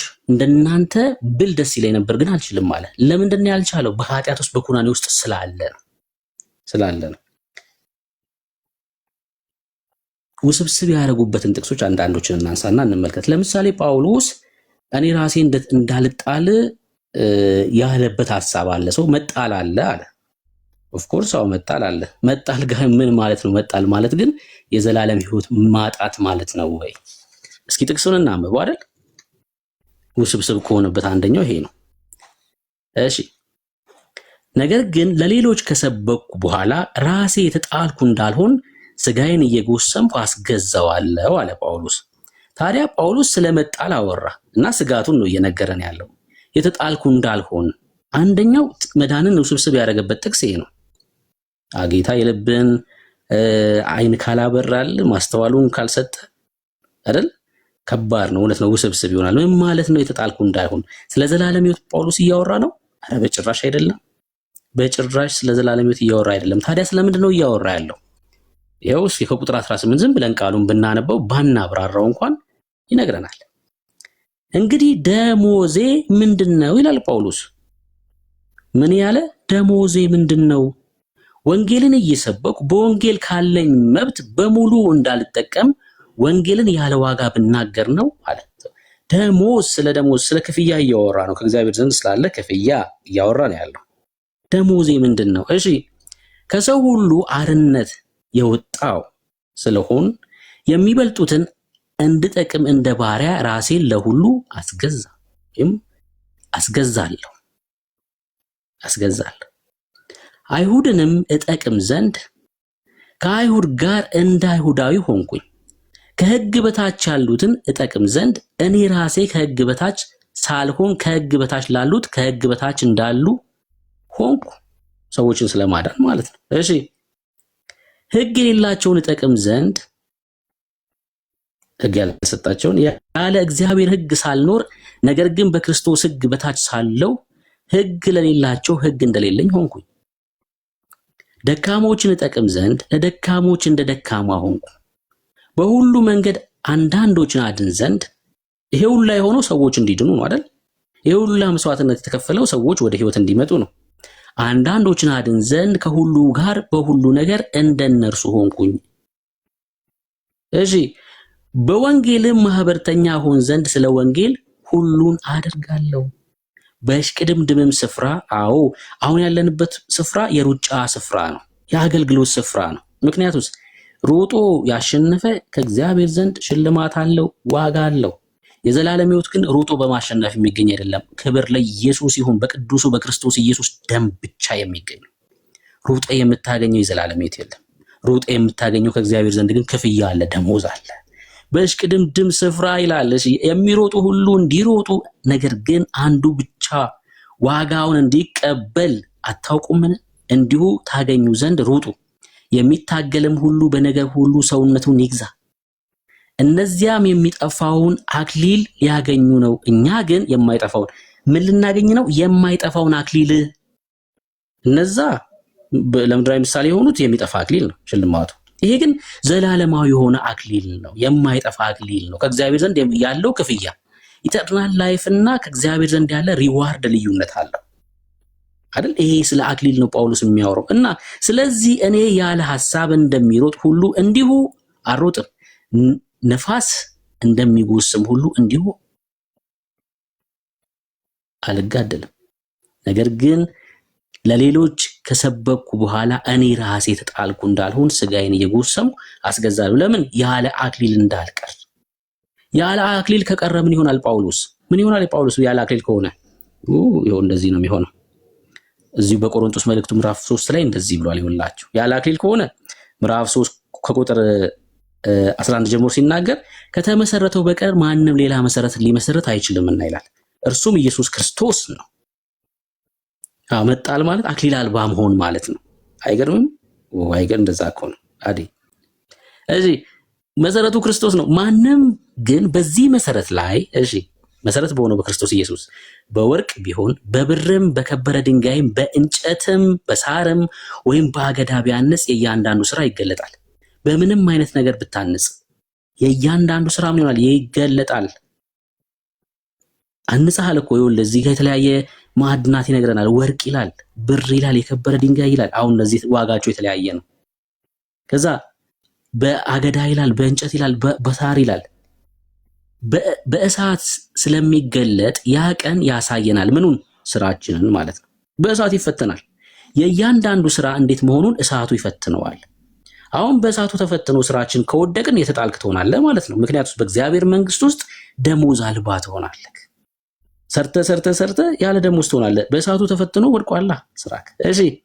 ማንም በእርሱ ላይ ያነጸው ስራ ቢጸናለት የዘላለም ሕይወት ያገኛል አይደል? እንደዛ ነው የሚለው አይደል? ማንም በእርሱ ላይ ያነጸው ስራ ቢጸናለት የዘላለም ሕይወቱን ይቀበላል። ልክ ነኝ? ኦርቶዶክሳዊስቱ እንደዚህ ነው የምትረዳው። ማንም በእርሱ ላይ ያነጸው ስራ ቢጸናለት ደሞዝ ይቀበላል። ጌታ ክርስቶስ ኢየሱስ ምን አለ? በራእይ መጽሐፍ ምዕራፍ 22 ላይ እነሆ በቶሎ እመጣለሁ፣ ለእያንዳንዱም እንደ ስራው መጠን እከፍል ዘንድ ዋጋዬ ከኔ ጋር ነው አለ። መክፈል፣ ደሞዝ፣ ሪዋርድ ማለት ነው። የሰራው ስራ በእሳት ተፈትኖ ቢያልፍልህ ምን ይሆናል? ደሞዝ ትቀበላለህ ወዳጄ። በሰራው ስራ የዘላለም ሕይወት ሳይሆን አክሊል ነው የምትቀበለው ከእግዚአብሔር ዘንድ። ክፍያ ነው የምትቀበለው። እሺ አነጸና ጳውሎስ እንዳለው ተቃጠለበት። እሺ ቢቃጠልብህ ምን ትሆናለህ? የማንም ስራ የተቃጠለበት ቢሆን ይጎዳበታል። ኦኬ፣ ይሄን እኮ ነው እየነገረን ያለው ጳውሎስ። ይጎዳል። ለምን? ደሞዝ አልባ ነው የሚሆነው። በእግዚአብሔር መንግስት ውስጥ ያለ አክሊል ትሆናለህ። ይሄን ነገር እኮ ቤት ከፍተን ብዙ ጊዜ ተማምረናል፣ በጣም ተማምረናል።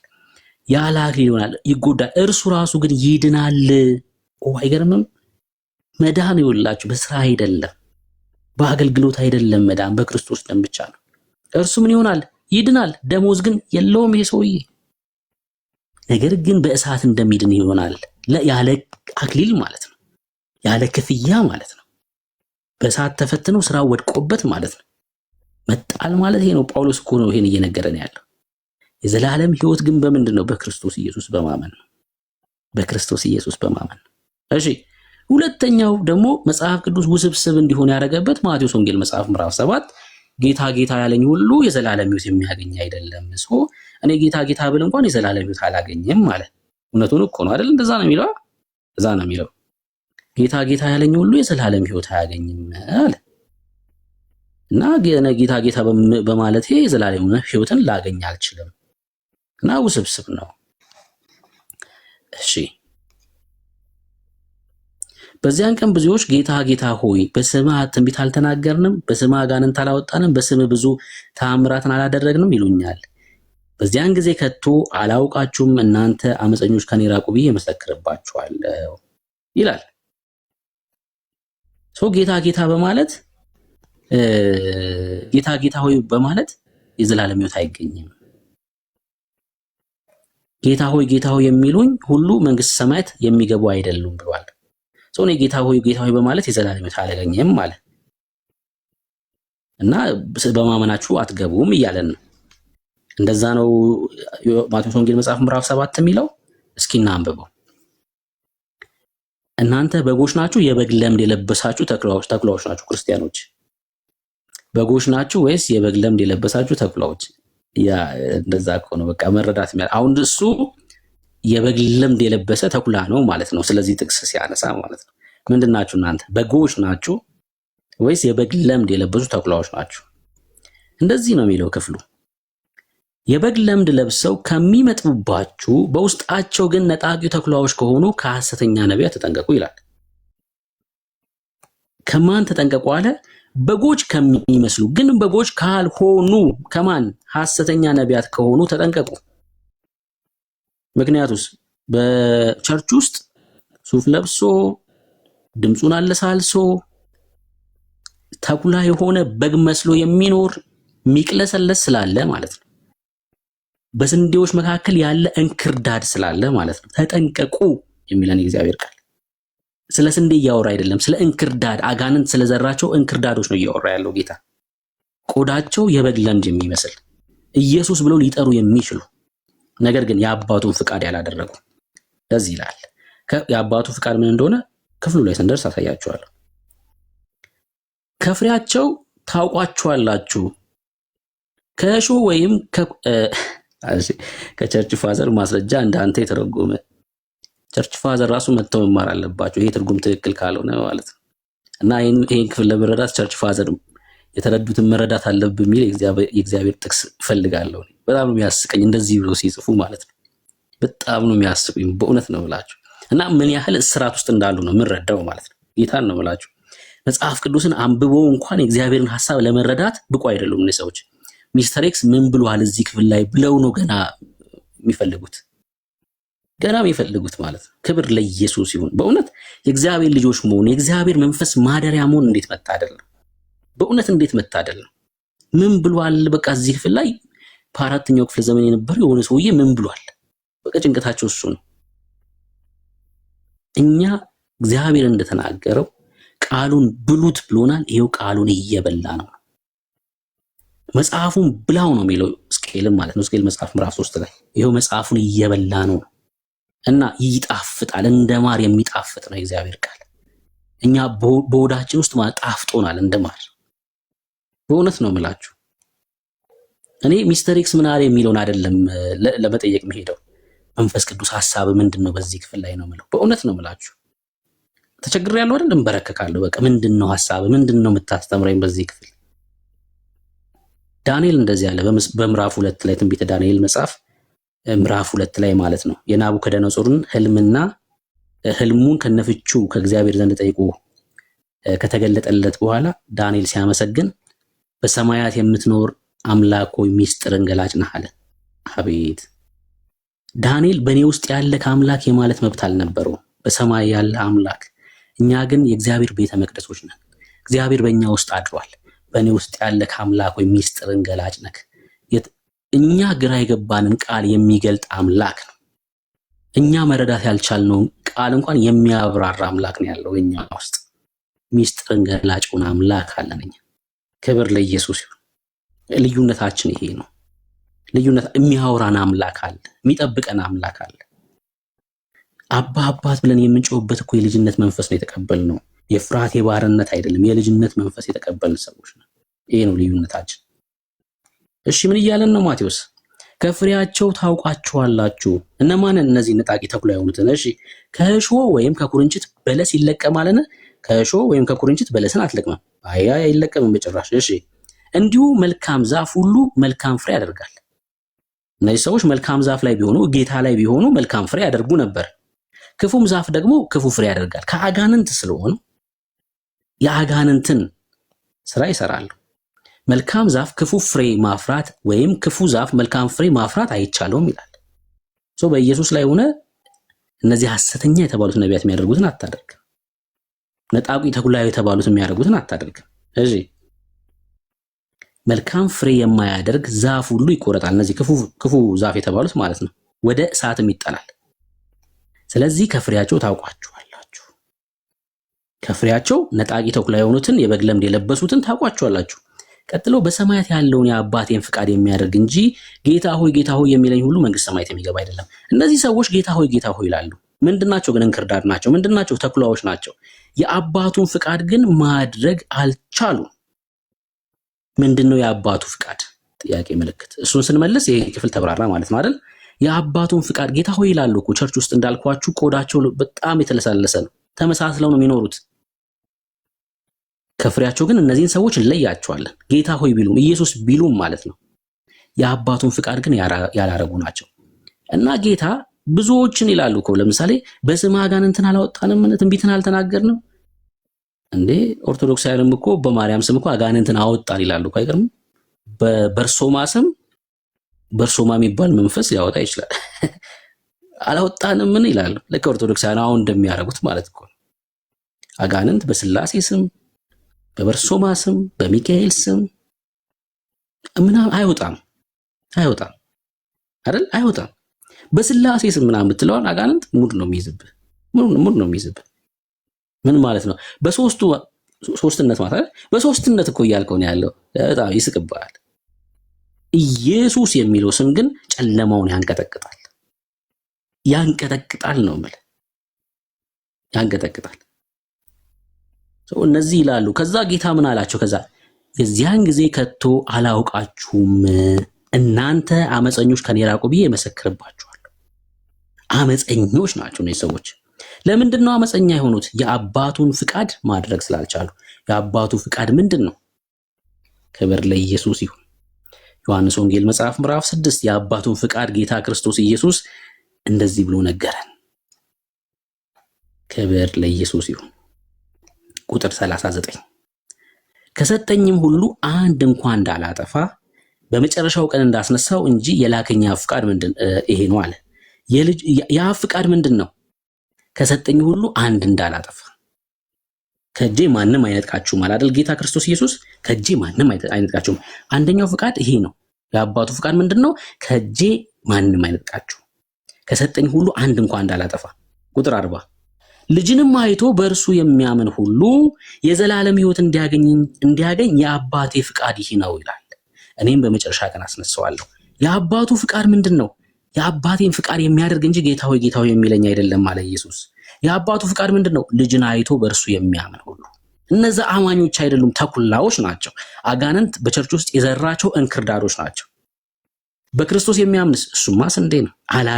አላቅህም አይደለም የሚለ ጌታ ይወስድሃል፣ ይመጣልናል። ኢየሱስ ሊወስደን ነውር አልባ የሆነችውን የፊት መጨማደድ የሌለባትን ቤተክርስቲያን ሊወስድ ነው የሚመጣው ጌታ እንጂ አላቅህም ሊላ አይደለም የሚመጣው። እና ልጅን አይቶ በክርስቶስ ኢየሱስ የሚያምን ሁሉ የዘላለም ሕይወት እንዲያገኝ የአባቴ ፍቃድ ነው፣ እኔም በመጨረሻው ቀን ክብር ለኢየሱስ ይሁን አስነሳዋለሁ አለ። ይሄ ነው የአባቱ ፍቃድ፣ በክርስቶስ ኢየሱስ ማመን። በክርስቶስ ኢየሱስ የሚያምን እሱ የበግ ለምድ የለበሰ ተኩላ አይደለም፣ በግ ነው። እረኛችን እርሱ ክርስቶስ ኢየሱስ ነው። ለዛ ነው በጎች እንዴት ነው የሚጮሁት? ሲጮህ አይደል የሚሉት? በጎች ሲጮህ ዋስትናችን ክርስቶስ፣ በክርስቶስ እያልን ያለን በቃ እረኛችን ነው ዋስትናችን ማለት ነው። በክርስቶስ እረኛ እርሱ የሆነው እርሱ ዋስትናችን ነው። ባለቀ እንጂ ጌታ ክርስቶስ ኢየሱስ በእርሱ ስላመኑ ሰዎች፣ እውነተኛ አማኝ ስለሆኑ ስለዳኑ ሰዎች ሳይሆን ተኩላ ስለሆኑ ሰዎች ነው ምን እያላቸው ያለው? አላቃችሁም እያላቸው ያሉት። ማቴዎስ ወንጌል መጽሐፍ ምዕራፍ 7 አይደል? የእግዚአብሔር ቃል ውስብስብ አይደለም። ሌላ የጠቀሰው ዮሐንስ 15 ነው። ሌላ የጠቀሰው ራእይ ነው። ሌላ የጠቀሰው ማቴዎስ ነው። ምናልባት እንዳላርዝመው ሌላ ጊዜ እናነሳቸዋለን። እነዚህ ዮሐንስ ወንጌል 15 በጣም ግልጽ ክፍል፣ ብዙ ጊዜ ተማምረንበታል። ራእይ መጽሐፍ ምዕራፍ 22 ቅድም አንስቼዋለሁ። በዛው ለእያንዳንዱ እንደየሥራው መጠን ከፍል ዘንድ ዋጋ ከእኔ ጋር ነው ብሏል ጌታ። ምን ማለት ነው? ሪዋርድ ነው ብያቸዋለሁ። ዋጋ ደሞዝ ሲል ሮሜ መጽሐፍ ምዕራፍ 4 ላይ ጳውሎስ እንደነገረን ቁጥር 4 ምዕራፍ 4 ቁጥር 4 ላይ ማለት ነው ለሚሰራ ደሞዝ እንደ ዕዳ እንጂ እንደ ጸጋ አይቆጠርም ብሏል። ጸጋ የዘላለም ሕይወት ነው፣ ነፃ ስጦታ ነው። ስራስ ደሞዝ ነው፣ ክፍያ ነው፣ የላብ ዋጋ ነው። ሰው ለሰራበት እግዚአብሔር ይከፍላል። በጸጋስ ትድናለህ። ምን ማለት መሰላችሁ? በሮሜ መጽሐፍ ምዕራፍ 11 ላይ እንደዚህ ብሎ ነግሮናል እኮ ጳውሎስ። ሮሜ መጽሐፍ ምዕራፍ 11 ቁጥር 6 ላይ በጸጋ ከሆነ ከስራ መሆኑ ቀርቷል። ምን ስላችሁ ጽፋላችሁ? እሺ በጸጋ ከሆነ ግን በስራ መሆኑ ቀርቷል። ምን ጻፉ እስኪ። በጸጋ ከሆነ ከስራ መሆኑ ቀርቷል። ምን ቶሎ ጻፉ።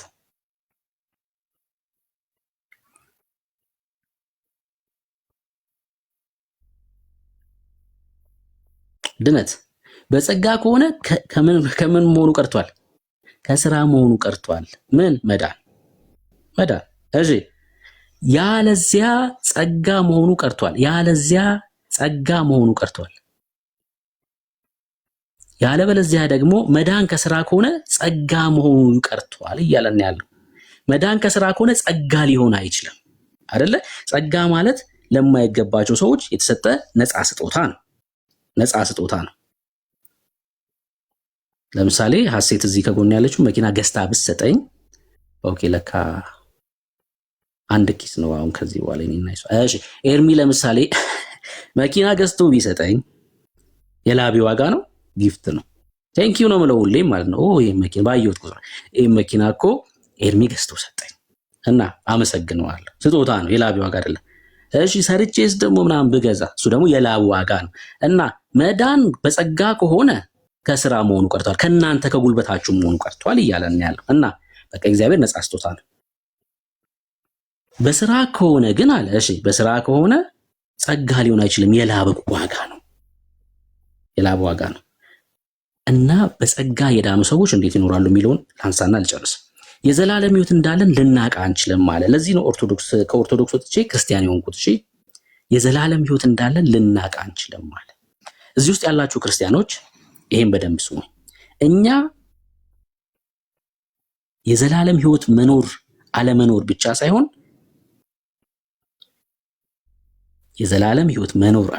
ብቻ ሳይሆን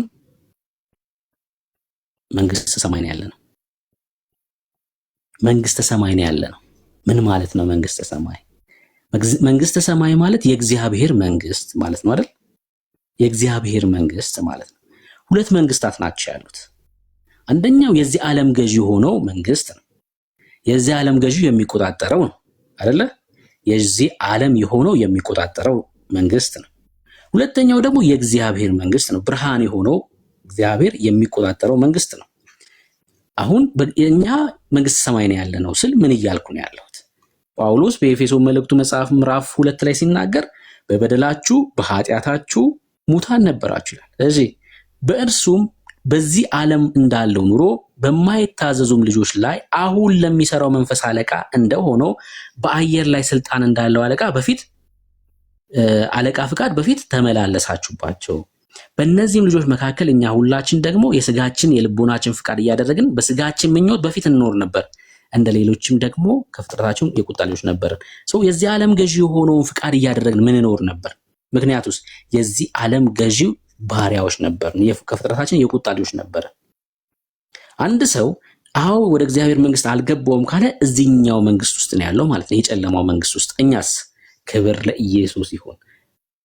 ጳውሎስ በቆላሲያስ መልእክቱ ላይ ምዕራፍ 1 ቁጥር 13 እና 14 ሲናገር እርሱ ከጨለማ ስልጣን አዳነን። ከየት ነው የዳነው? እኛ ከጨለማው ስልጣን። ክብር ለኢየሱስ ይሁን። ከየት ዳንን? ከጨለማው ስልጣን፣ የዚህ ዓለም ገዢ ከሆነው ከእርሱ ዳንን። እሺ ቤዛነቱንም እርሱንም የኃጢአት ስርየት ወዳገኘንበት ወደ ፍቅሩ ልጅ መንግስት እንፈልሳለን ይላል። አፈለሰን። ከየት ነው የፈለስነው? ከጨለማው መንግስት። ወዴት ፈለስን? ወደ ፍቅሩ ልጅ መንግስት፣ ወደ እግዚአብሔር መንግስት፣ እግዚአብሔር ወደሚመራው መንግስት፣ ብርሃን ወደሆነው መንግስት ምን አለን? ፈለስን። ክርስቲያኖች ወደ እግዚአብሔር መንግስት ፈልሰናል፣ ወደ ፍቅሩ ልጅ መንግስት ፈልሰናል። አሁን እኛ ያለንበት መንግስት ይኸውላችሁ ስትሞቱ ሌላ ማታውቁት ህይወት አይደለም ያለው። እዚህ ያለን ከእግዚአብሔር ጋር ህብረት እያደረግን ነው። ስንሄድም ደግሞ ይሄው ህብረት ይቀጥላል። ልጆቼ መጡልኝ ይላል እግዚአብሔር። በስጋ ስናርፍ በስጋ ስንለይ ከዚህ ዓለም እግዚአብሔር ልጆቼ መጡ ይላል። እዚህ ሆኖ ይነግረናል ሐሳቡን። ስንሄድም ይቀጥላል ያ ህብረት። እዛም ሄደን እናመልከዋለን። እኛ የማናቀውን ህይወት አይደለም እየኖርን ያለ ነው። አሁን በፍቅሩ ልጅ መንግስት ነው ያለ ነው። በእግዚአብሔር መንግስት ውስጥ ነው ያለ ነው። ብርሃን በሆነው አምላክ መንግስት ውስጥ ነው ያለ ነው። ይሄን ኪንግደም ራሱ እግዚአብሔር ነው የሚመራው። ክብር ለኢየሱስ ይሁን። ክብር ለኢየሱስ ይሁን። የዘላለም ህይወት አላችሁ? አዎ በሚገባ የዘላለም ህይወት ያለውን ወደዚህ ከጨለማው መንግስት ስልጣን ድኖ ወደ ፍቅሩ ልጅ መንግስት የሚፈልሰው የዘላለም ህይወት ያለው ነው። የዘላለም ህይወት ማለት ሄደ የምትቀበል የሆነ ስፍራ ሄደ ከሆነ ሰው የምታገኘው አይደለም። የማንነት ጉዳይ ነው። የእግዚአብሔርን ህይወት መካፈል ማለት ነው። ከእግዚአብሔር ዘር መወለድ ማለት ነው። ለዛ ነው ዮሐንስ ሲናገር በአንደኛው ዮሐንስ መልእክት መጽሐፍ ምዕራፍ 5 ቁጥር 12 ላይ ሲናገር ልጁ ያለው ህይወት አለው፣ ልጁ የሌለው ህይወት የለውም ይልና የእግዚአብሔር ልጅ የዘላለም ህይወት እንዳላችሁ ታውቁ ዘንድ በክርስቶስ ኢየሱስ ለምታምኑ ይህን እጽፍላችኋለሁ ይላል። በማን ለምታምኑ? በክርስቶስ ኢየሱስ ምን የዘላለም ህይወት እንዳላችሁ ታውቁ ዘንድ። የዘላለም ህይወት እንዳላችሁ ምን ታውቁ ዘንድ። ጥርጣሬ አይደለም ክርስትና ማለት ነው። የዘላለም ህይወት አለናው። የዘላለም ህይወት አግኝተን ወደ ፍቅሩ ልጅ መንግስት ፈልሰናል። በእግዚአብሔር መንግስት ውስጥ ነው ያለነው። እዛ ሄደን ገና ምናጣራው፣ እዛ ሄደን ገና በዚህ ጋር ቁም በዚህ ጋር ቁም ምንባልበት አይደለም ያለን ህይወት። ክብር ለኢየሱስ ይሁን። ክርስቲያን በክርስቶስ ኢየሱስ የዳነ በቅድስና ይኖራል። አለቀ። በቅድስና ይኖራል። ጳውሎስ በሮሜ መጽሐፍ ምዕራፍ 12 ቁጥር 2 ላይ በአእምሮ መታደስ ተለወጡ እንጂ ይህን ዓለም አትምሰሉ እንዳለው በክርስትና ስንመላለስ የክርስቶስ ህይወት በእኛ እስኪገለጥ ድረስ የዚህን ዓለም ህይወት እያስወገድን አሮጌውን እርሾ እያጠፋን የክርስቶስን ህይወት እንኖራለን። በቅድስና ለመዳን አረ በክርስቶስ ኢየሱስ የዳንን ስለሆነ በክርስቶስ ኢየሱስ የእግዚአብሔር ልጆች ስለሆንን አዲስ ፍጥረት ስለሆነ ክብር ለኢየሱስ ይሁን። ይሄ ነው ክርስትና። መጽሐፍ ቅዱስ ውስብስብ አይደለም። ከሰው ከተማርክ ውስብስብ ይሆናል። መዳን